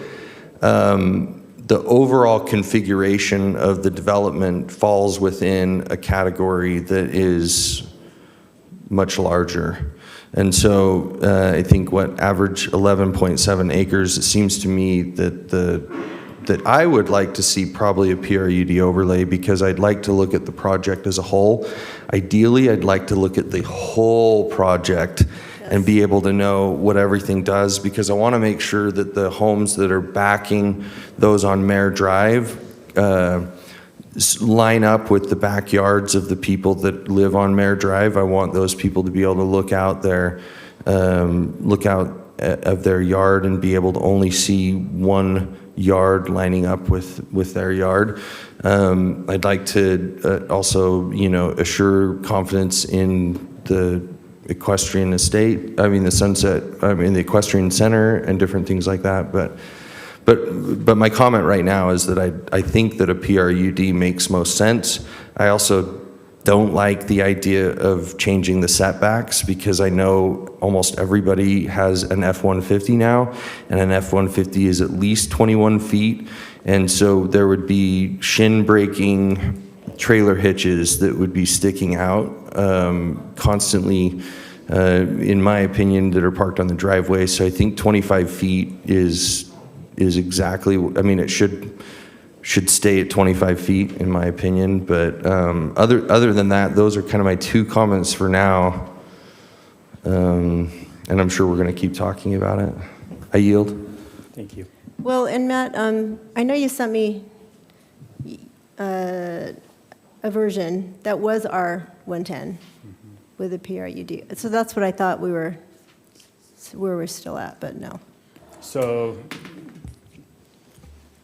the execution versus the what the development agreement handles, I think as mentioned, there's more ways to arrive to one outcome. Right. And so I'm receptive to it. I also, I get too creative at times, I'll admit that. And so I felt it was appropriate to bring what the Planning Commission recommended. Okay. And we will discuss. So. Okay, so that's still on the table. That's what I was hoping to see as well, and that's what okay. All right, so really the big, I guess, for the public, we need some access to some roads, and we're having those discussions, and those are staff level, offline discussions that we're still having to make sure that we have that access. Now, obviously, this project can't move forward without that access, and so as we work through that, I think it gives us time. Obviously, you would like an answer on this. We did tell you that we wanted to see the whole project which you've shown us different versions of that. Just because the community wants to make sure, community, us, we all want to make sure that we know what we're getting ourselves into, right? Absolutely. And I still feel that way. I still would like to see that. I'll turn the mic over. I don't mean to monopolize it. Go ahead. No, Anyone you're else? We're good? fine. You're- Okay, so I guess what I would suggest is that you provide that. Look back at, I mean, Melinda, would they have to go back through planning to do the PRUD overlay with an R10? No, right? We don't have to go No, back through so that. Okay. state law requires or allows the council to approve, modify, or deny a planning commission's recommendation. So the question of why wasn't the R110 brought, that's because simply state code really doesn't allow for that to happen kind of in between. Dialogue just needs to happen in the open public meeting. You can request that the applicant come back with anything else that the council feels appropriate. But we just needed by law to present what the planning commission recommended, which was that R110, R16 blend. Okay, all right, sounds good. Yes, go ahead. And Mayor, if I, just a clarification. And so specific to the 550, Symphony wants to figure this out, and we collectively will. But the proposal, and this is where I'm clarifying, the proposal that we have submitted, we have proposed the 30 homes based off of the single access. And so the application, it can be built without that additional connection that we're very engaged in. And so just a point of clarification, though. Okay. So you're just saying just the yellow portion, right? I need a secondary access at 31 homes. There's 29 families that are looking to live here, and we can accommodate that. And you could start on that if you had a nod, okay. Absolutely. Go ahead, Councilmember Jackson. Oh, just for clarification, so if you did remove that access, would then all those driveways go on to Sunset? Are you talking about that? So Where no, that actually, connects? this access is the planned access. It's the 550 through the sewer district that grants a secondary access, and that's what allows us to go to 31 and beyond. Oh, yeah, absolutely. Yeah, misunderstood there for a second. No, it's okay. I think this development definitely needs those two access points, in my opinion. So I had no experience dealing with developers before I got on the council, and Symphony Homes, I just want to say leaps and bounds better than any other experience I've had with anyone else. And you sat down with me, the council, and countless meetings with the public. And so I just want to applaud you for doing that. And it's already been kind of mentioned, but the reason why it keeps changing is because you're actually listening and trying to make it a good project. So I applaud you for doing that. I was not opposed to townhomes down at the bottom there, actually. But due to the rest of the council and public wishes, now those are R16 are proposed. R16, I'm happy with that. I do think that neighborhoods that have different type of lot sizes, as long as they're not drastically different in terms of how the homes look and nice looking homes, I feel like that adds a lot of diversity and character, and it enhances the lives of surrounding neighbors in our community. So my question to you, I'm curious, why is there not more open space with this current plan? I think you mentioned that you're planning on more open space on the other part of the plan, but could you kind of walk me through it? Because I would like to see some open space. No, it's a fair question. And this is a tough one because the open space from our prior plans is in the lots. We went from a 2,800 square foot lot to averaging over 11 in the same area. And so the park is in the backyard now. Okay. That said, we do want and plan to have amenity and open space. The west side is where we plan that. I know that doesn't help the conversation now, but at the same time, we are far exceeding minimums, let me put it this way. And so the open space that we would be required based off of city code, I think it was like 8,000 square feet. I mean, so we're talking like this. That's what I have to bring. And so we're exceeding that.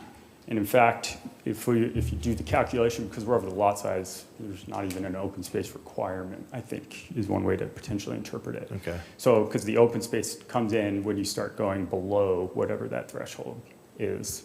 Smaller lots, consolidate some open space over here, and there's a calculation for that. So, Okay. Well, thanks for clarifying that, and I look forward to seeing the larger scope of the project as well. Let me add this. I support a city park in this area right here. And so, in this whereabout area, I would support the city in that type of endeavor. So another question I have, I'm a little concerned with the side setbacks for the R16. Yeah. The 5 feet and 5 feet. It doesn't look too bad with the example you showed for Centerville. I'm going to drive down there and look at that neighborhood, but is there any possibility to have a little more on the side of the homes, a little less dense? What is more, and mainly the R16 has the 5-foot side yard to be already, Yeah. but I'm not saying no, but just give me some color. Just curious if you've entertained of doing the same for the R110, the side setbacks. I think it's 7 and 8. I will commit to look at that, and I can bring it back. Okay. If it's, that side setbacks have more implications, and so I just don't want to speak out of turn without Yeah. looking at it. Because you might lose some homes there if you do that. I'm just curious. That's an opinion here from my perspective. Curious what the rest of the council thinks. Thank you. But yeah, thanks for being here and trying to explain all this. Appreciate it. Thank you. All right, Councilmember Hunt? Thank you, Mayor. I just have a couple questions that I kind of came up with while we were sitting here. We talked about the lot sizes quite a bit. It's difficult for me to conceptualize, just looking at the lots, how big the homes would be. Do you have an estimate for like average home sizes on the R16 lots as well as the R110 lots?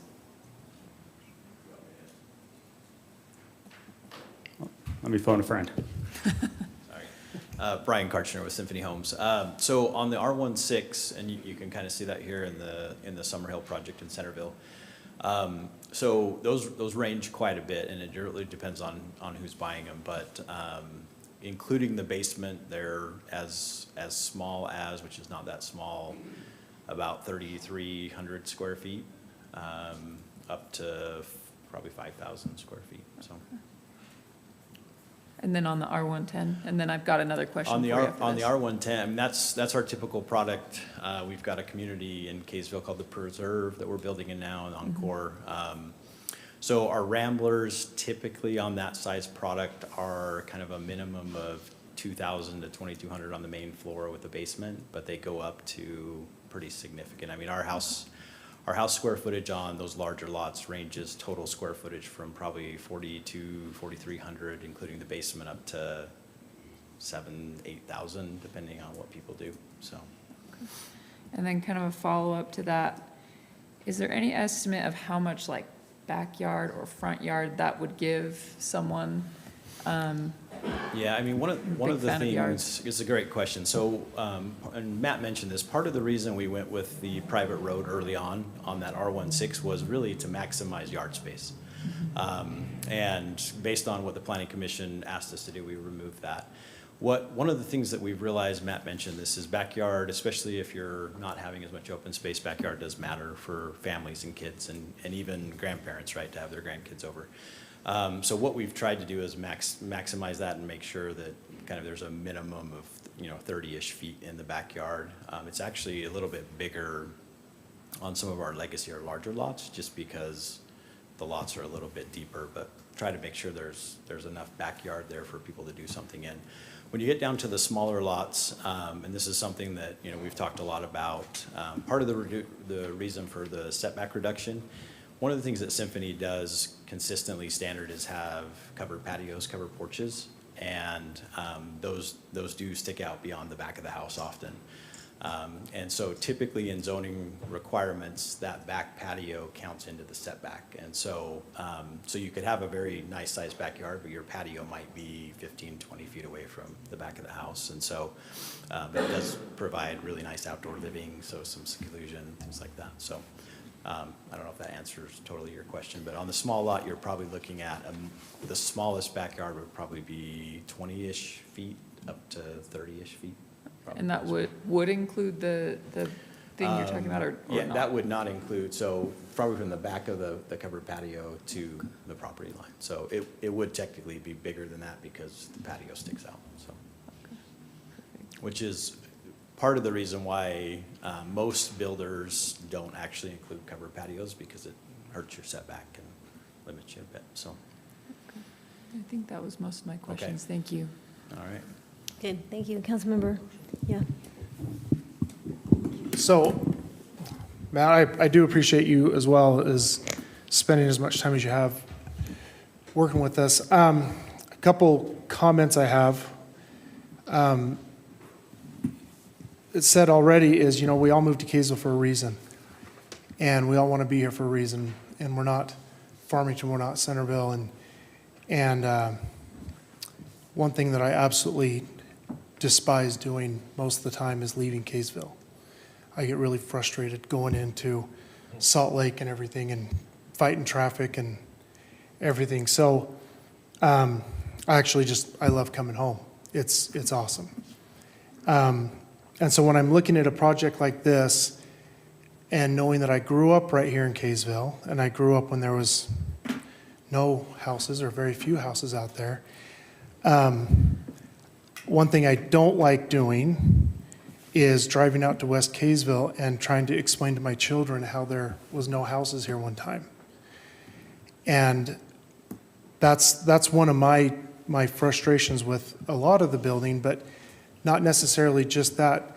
You guys build a great product, and it's awesome. And I think that my kids don't care about how awesome it looks, but they like to see nature. And so that's one thing that I'm looking at. A lot of this is even like Councilman Jackson was saying, is 5 feet apart from each other. I loved your pictures. I'm looking at, it's awesome that you can see a house, but you also see the next door neighbor's house literally right next to them. And it makes it hard. It does make it hard to grow up in. It changes the whole outlook of why I live in Kaysville, is I like to see bigger lots, more open space, a lot of that stuff.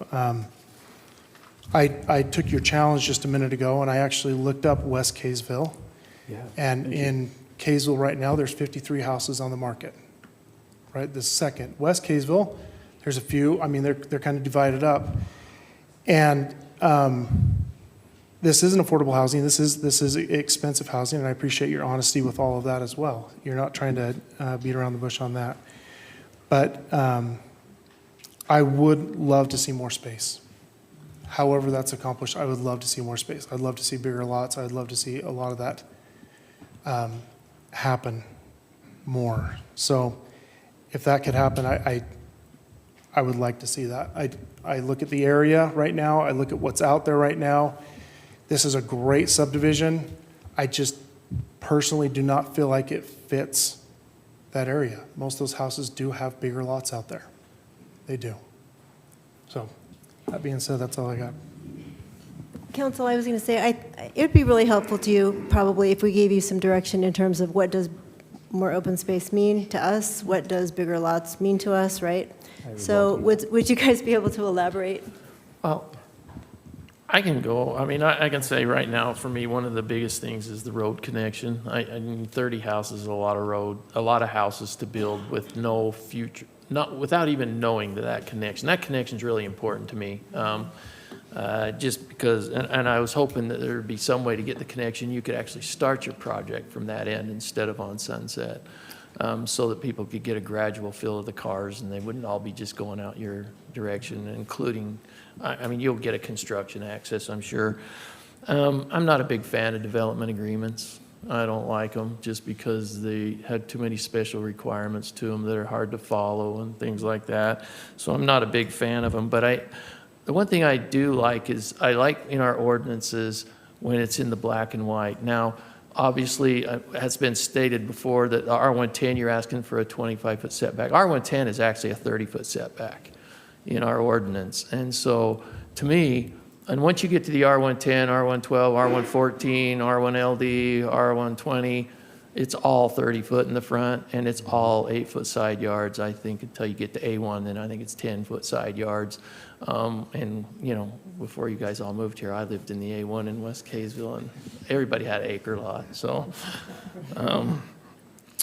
you know, and I think there's a way you could have positioned this more around the neighborhood, that you could have put some bigger lots around Sunset and around the existing homes there and met the half-acre requirements that I think was told to the people who sold the property to you or get really close to it. I know when RA was first out, it was actually a 30,000 square foot lot. I think RA now is 21,780 half-acre lots. But the point I'm getting at is, and I'm not a big fan of R16, where you're going from an agricultural zone to R16, because I don't think you should go down to the 25-foot, and I think it's 60-foot frontage, which is, it's 55-foot frontage for an R16, it's 60 for an R18, and 80 for the R110, okay? And those are standard setbacks and sizes that we've had in our zoning ordinances forever. And so that means whether it would be an R110 or an R120, there's gonna be 16 feet between the houses. And driving down the road, if they're 30 foot off the street and 16 feet between them, I don't know by looking at the backyard whether it's an R110 or an R114 or what, okay? But there is the density that people are accustomed to, and they're used to that 2 units per acre. I think there is a way to do this project and increase some of the density, but more so down towards the west and southwest end of the properties and the project itself, without immediately just putting them right there up front and starting out with that. I think that's a big ask, and I do think people look at the general plan and say, this is a big change. This doesn't seem to be cohesive of the neighborhoods in question. Well, yeah, it's tough to be cohesive with an RA and a A5 and A1, and you put anything in there. But on the other hand, I lose so much sleep at night over this because I'm scared to death of what the legislature is going to do to Kaysville and everybody else. Representative Ward presented a bill this year that said if it's a residential zone and as long as it's a 5,400 square foot lot and technically you can't have, there's no technical reason why I can't put it there, you have to allow it as a city. That concerns me. Luckily, we were able to kill that bill because cities still want to be able to develop how they feel that they have created their community.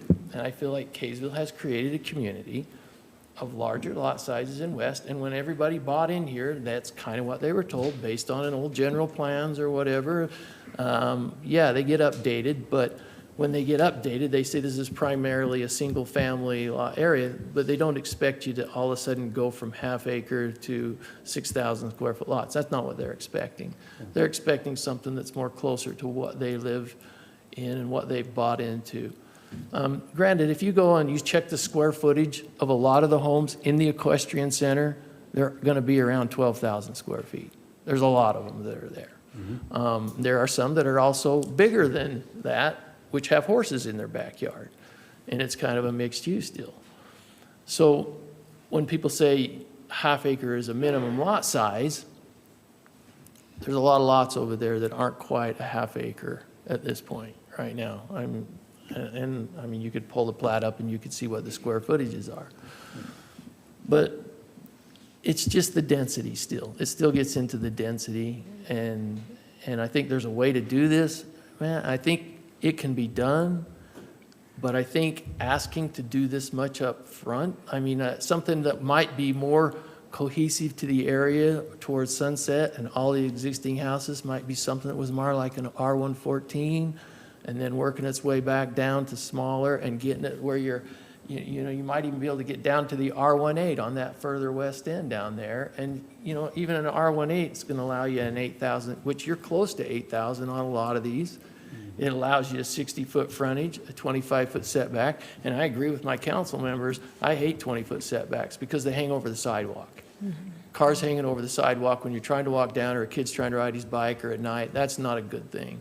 And it seems like anymore with teenage families, and these are not going to be young families starting out. These are going to be people buying their second homes with kids and things like that. So there's going to be additional cars. There are going to be bicycles out there. There's going to be kids out playing. We want to make sure that they're not on the road. They're off the road. Houses need to be set back so they don't look like they're sitting right on the front of the road. So there are things that I think you need to do. It's too much for me right now as it exists. And I'd be happy to meet with you or my other council members or whatever and go and do some discussions over this.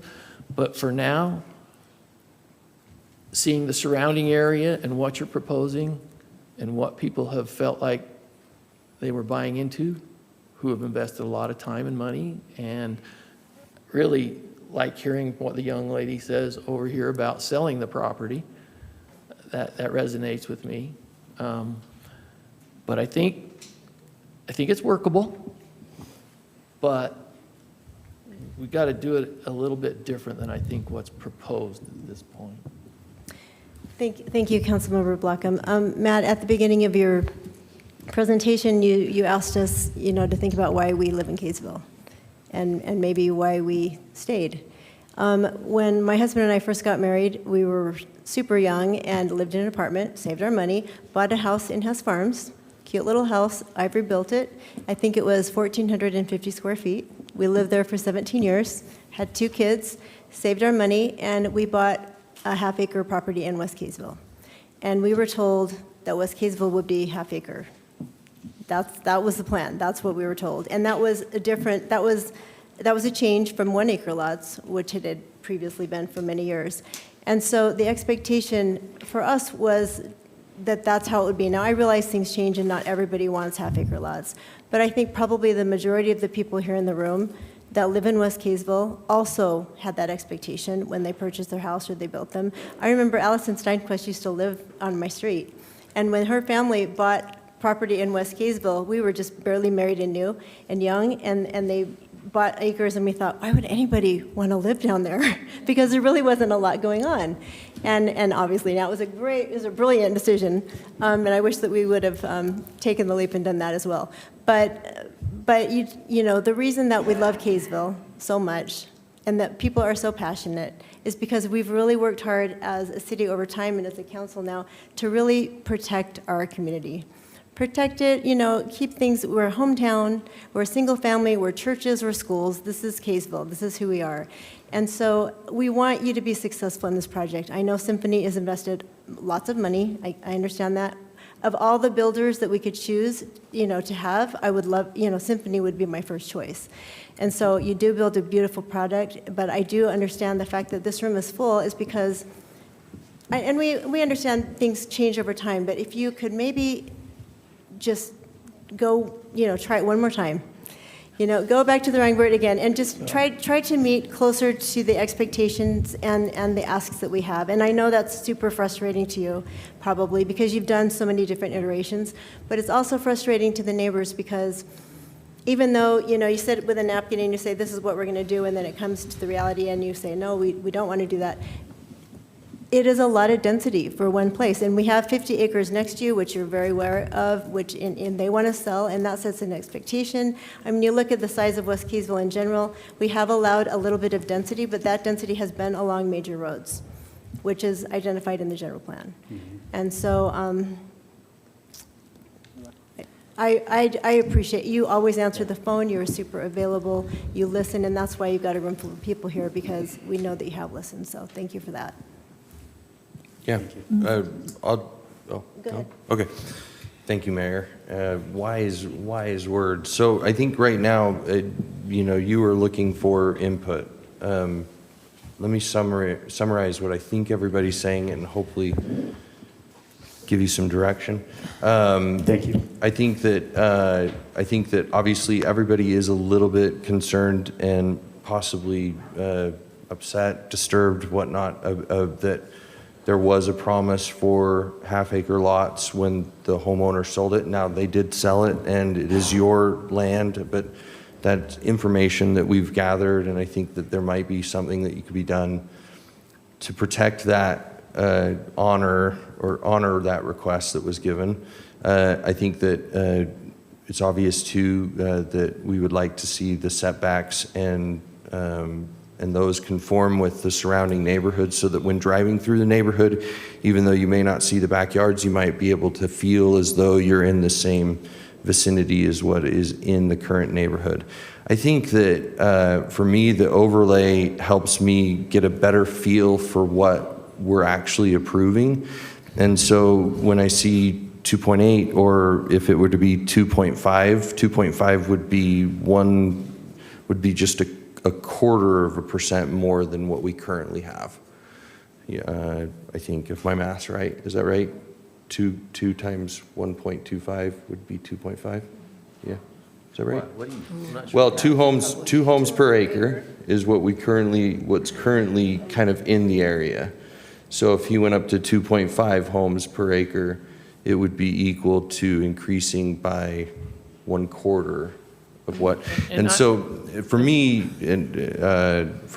I think that becomes much more palatable as long as it's tapered like a proper military haircut, where you've got, the longest part on the top, and then it goes down and it just gets shorter. Because I may be, people may disagree with me on this, but I don't mind there being some density along that road. And as you move further west, I think that it's appropriate, and I think that we need to do our part, and having you guys build those homes would be appropriate. If we can fall within that category of being just a tiny, almost there with what we currently see, with all that you've agreed to do already, and accommodate the following neighbors, I think that we would be very, very close. Mayor. Okay, Councilmember Hunt. Thank you. I asked my questions earlier, and I didn't say my comments. I figured that could wait.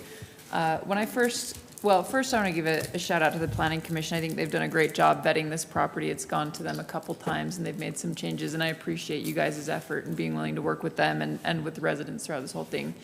When I was first on the Planning Commission, before I got onto the City Council, I went to a training, and one of the things that they showed us was like this idyllic, the city comes up with their plan for the city, and then developers help you achieve your dream. And I've worked now with enough developers to understand that, like many areas in life, you don't always achieve the ideal. And so I appreciate the work you've done to try to help us envision what our residents and what you see for that area of town. And I think I'd just like to echo Councilmember Jackson and Councilmember Adams.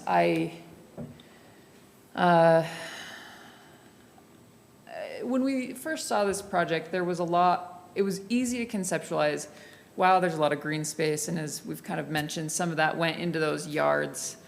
Just looking at this chunk, not being able to see the rest of the property, it's difficult for me to say, yeah, I think that's enough green space. I know you guys have already done a lot to compromise on this, but I just echo Councilmember Jackson. I'd like to either see more green space or potentially more space between the houses, just something to make it a little bit more visually appealing, not just because I want it to look good, because I want the people who live there to enjoy their lives. I don't want them to feel like they're sardines packed in, even if their house is 3,000 square feet.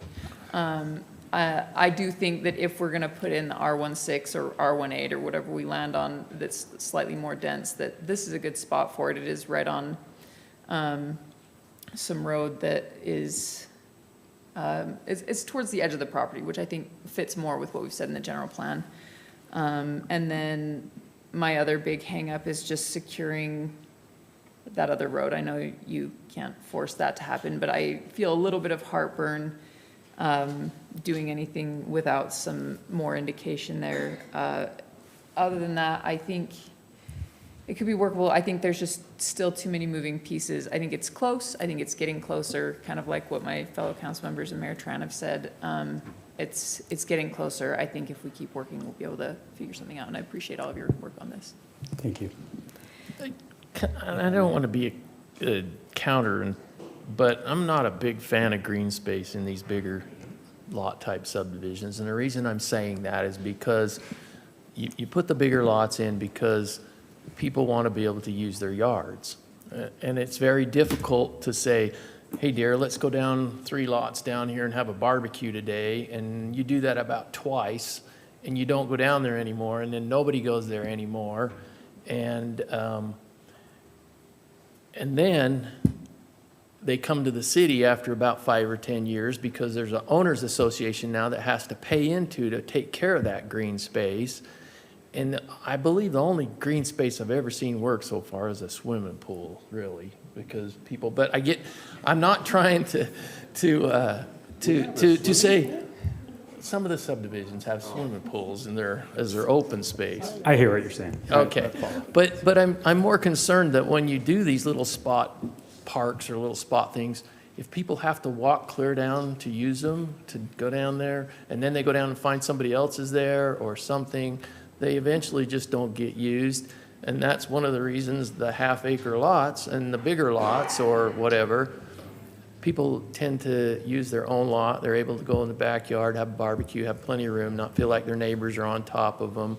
And I think that's part of what these people are saying. That's the West Kaysville feel. That's what they enjoy, is the fact that they have some space and they have some places for their family.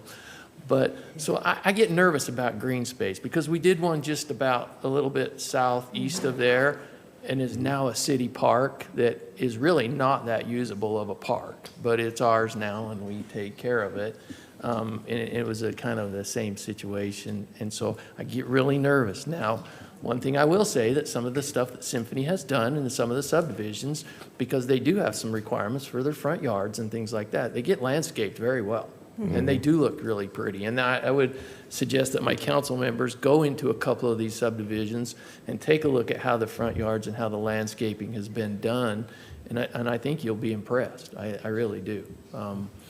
But I'm getting nervous about green space that doesn't have a specific, and somebody said, well, we'll go put a tot lot down there or a Bowery or something. It just doesn't get used. Thank you. I have reservations on green space too, because there's not going to be many children in this neighborhood, likely. Our average buyer in Kaysville is over 60. Is it really? Yes. Oh, I didn't know that. Mike Blackham, stay at your own house. So We're not a community.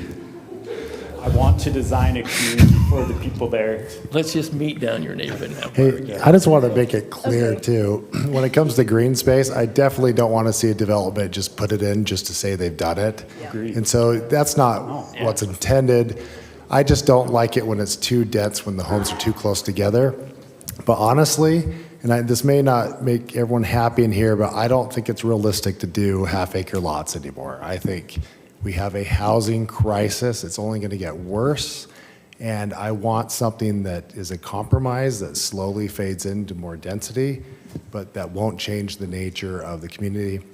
I feel like if people are absolutely against that, it's a little bit, to me, it just sounds a little pretentious. But I don't want to deviate too much either. I like the R110. I would be open to some other ideas, but I just want a little more space between the homes and setbacks. So, I guess our takeaway is, if you want this section approved, Yes. and not have to go through the planning commission again, I just bring it back, reduce the density a little bit, make some of the lots bigger, do a PRUD overlay. And obviously, we know that the road situation will get worked out eventually. And bring us the whole, your whole concept, so that we can feel confident in knowing that, okay, you're going to make us happy here, you know what I mean? And just so that people can have a little bit more confidence in the actual plan. Because I know you want to get your project moving forward. I understand that. We get that. And it's good for our community as well to have beautiful homes. And And I realize half acre is maybe not an expectation that everybody has anymore. My kids actually moved to Syracuse. One of them is in a townhome, super happy. The other one was in a single-family home, but they are literally, from my daughter's kitchen window, she could see the neighbor's kitchen. I mean, I could go like this, and I'm not very tall, and almost touch the sides of both houses.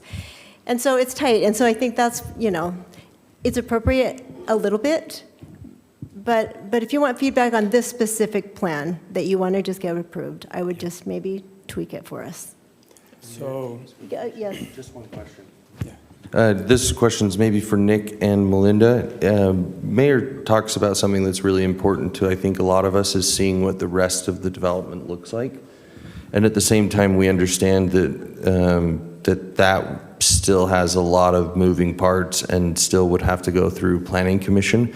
However, is there anything within the statute that would allow Symphony to bring like a conceptual rendering, or even something that we would be able to include in our approval of something that would come before us for this east section that would bind them somewhat to what they would do on the west section? Or would that be totally I know they're separate applications, right? at this improper? point, So as far as binding them, that would be difficult to do with the conceptual plan. Right. But I think typically most developers are interested or open to bringing some kind of conceptual plan for the entire area. I don't want to speak for Mr. Loveland, but I think in my experience, most developers have been generally open to that if they understand that that's going to help them get the rezone. I certainly don't want to speak for Mr. Loveland, and if he doesn't want to do that, I don't think we can compel that. But then on the other hand, he can't compel you to rezone the property either, Right. so.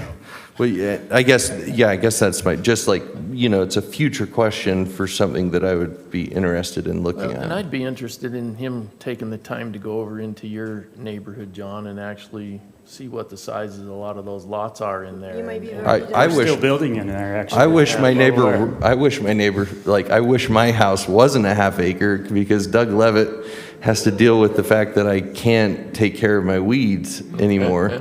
John, I'm going to back you up on this one. Yeah. So my first home was in Salt Lake City. It was 12,000 square feet, 60 feet wide, huge backyard. I had no life, and my yard still looked like crap.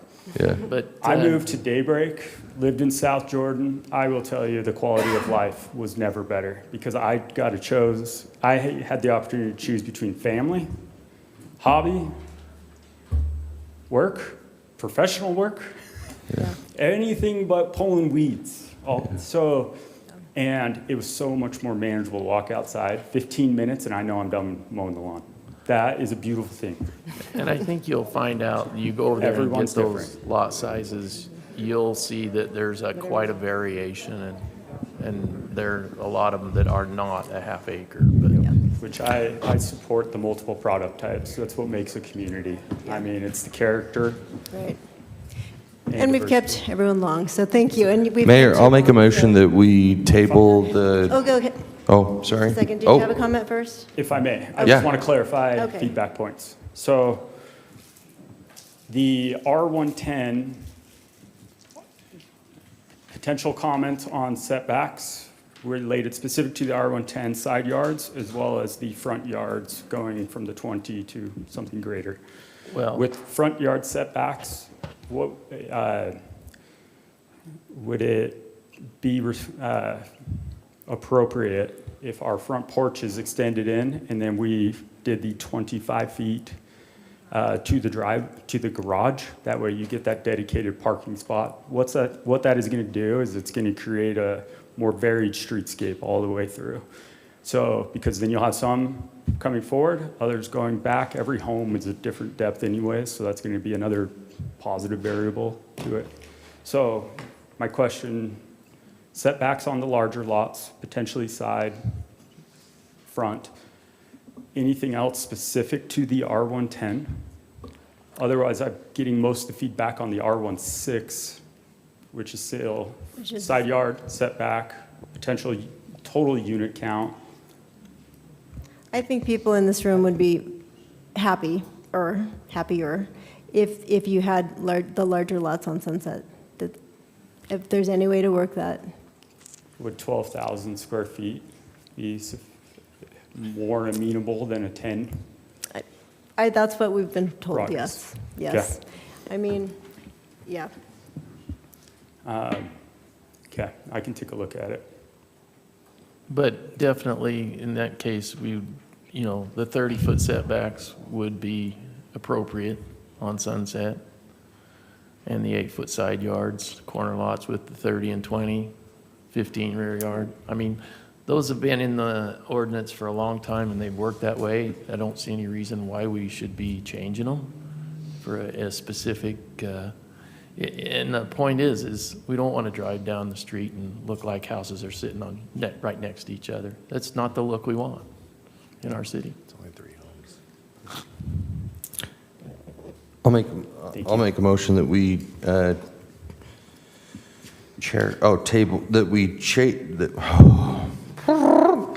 I'll make a motion that we table action item B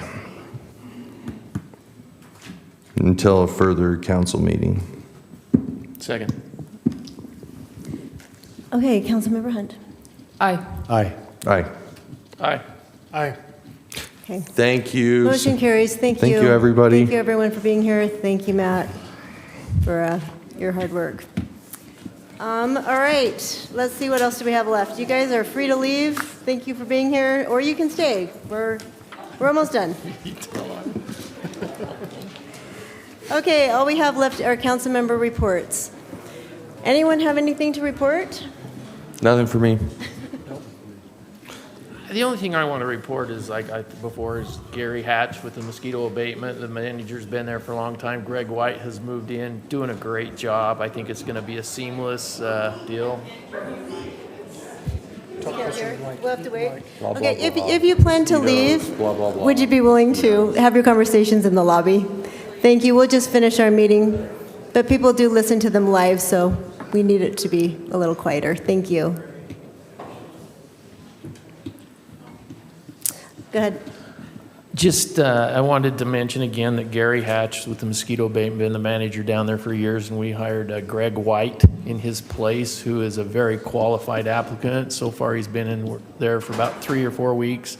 Went to a meeting with him today down at the Salt Lake Aerial Spray Authority, which we jointly own with Salt Lake City Mosquito Abatement. We have a hangar that we fly airplanes out of for mosquito control.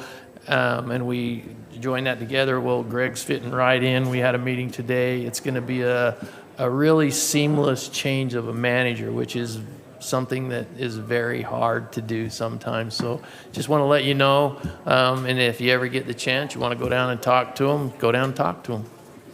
Okay, thank you. Anyone else? I will just make note, Tage Flint from Kaysville. Many people know him. He was the director of Weber Basin Water Conservatory District for many years. Anyway, he received an award. It's called the Top of Utah Military Affairs Award, and the Top Hat Award. It's the highest civilian non-military award that the military can give. And so it's a huge honor, and he was awarded that, and that's pretty cool because he's from our city. And then someone else did something awesome in Kaysville, and I can't remember. I can't remember who it was, but next time. Jason, do you have anything? Thanks, Mayor. Mainly just the budget work session that we have coming up. It was scheduled for April 17th, Friday, April 17th. We've got some scheduling conflicts, and we were wondering if we could bump that 1 week to Friday, April 24th. Is that a conflict for anyone? It'd be the same time, 9 to noon. Are we going to be in town? Aren't we going to? We're going to be at the ULCT conference. Yeah, we're going to be gone. In St. George. We could hold it there. We'll be driving home. We could do a Zoom call.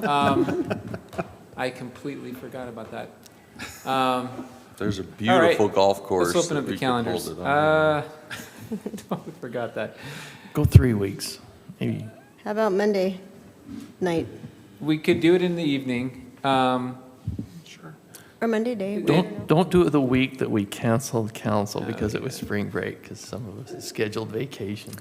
Oh my gosh. Some of us have a life and some of us don't, like me. But any other day, I said. This is really pushing it out, but I mean, how does the Friday, May 1st work? I'd have to check with Marin to be sure that works on their end. That works great for me. Friday morning. Friday, May 1st. Friday evening. And it'd be in the morning. Works great for me. Uno de Mayo, sure. You said Uno May de 1st, Mayo. correct? Yeah, we can do May it 1st, Okay, correct. budget meeting. What's bad about April 10th? Mike, we got May 1st. My word, give us a second. Okay. Just in case, yeah, how does the 10th look in case May 1st doesn't work? Okay, just a second. Got to get back 10th so there. far is open. Might be okay for me. Well, I will be Okay, out of but not as good as town. the first. I have to go to a landfill retreat. Okay. Preference May 1st for everybody. Yeah, April it's 10th. super Oh, you've exciting. got I've got that something there. landfill retreat with Wasatch, whatever it's called. Okay. April 10th, April 10th. Stink. We'll try really hard to do May 1st. For some reason, if that's not possible, we'll circle back with you via email and see if we can set Okay. another date. Okay. So even if it's the evening or something, we'll find something, but Okay. I'm hopeful May 1st. Yeah. Okay, you know what? I might be able to go to late to that. If it works for everybody else, it's just the retreat is in Heber, so I could maybe just go late. I'm sure that they will be fine if I'm not there for a couple hours, yeah. And that would be April 10th. Okay. So if it works for everyone else, I will make it work and just tell them I'll be late, okay? Gotcha. All right.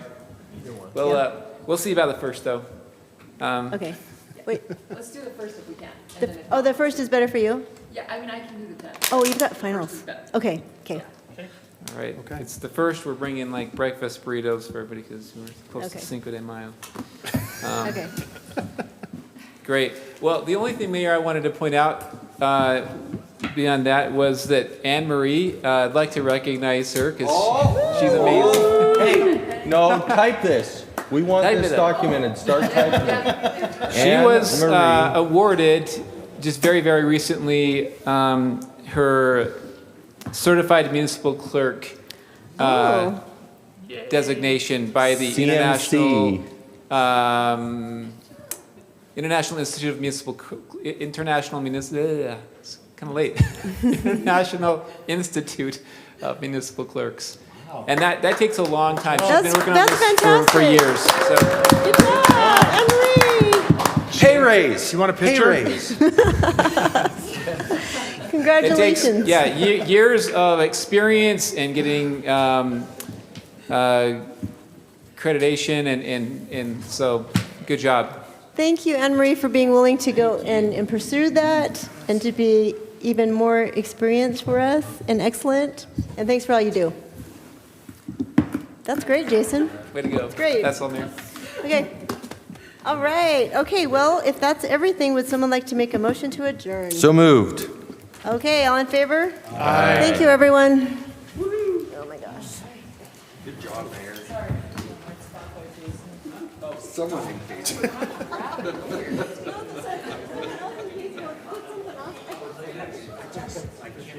I was like, I remember this. Thank you, John, most of the time.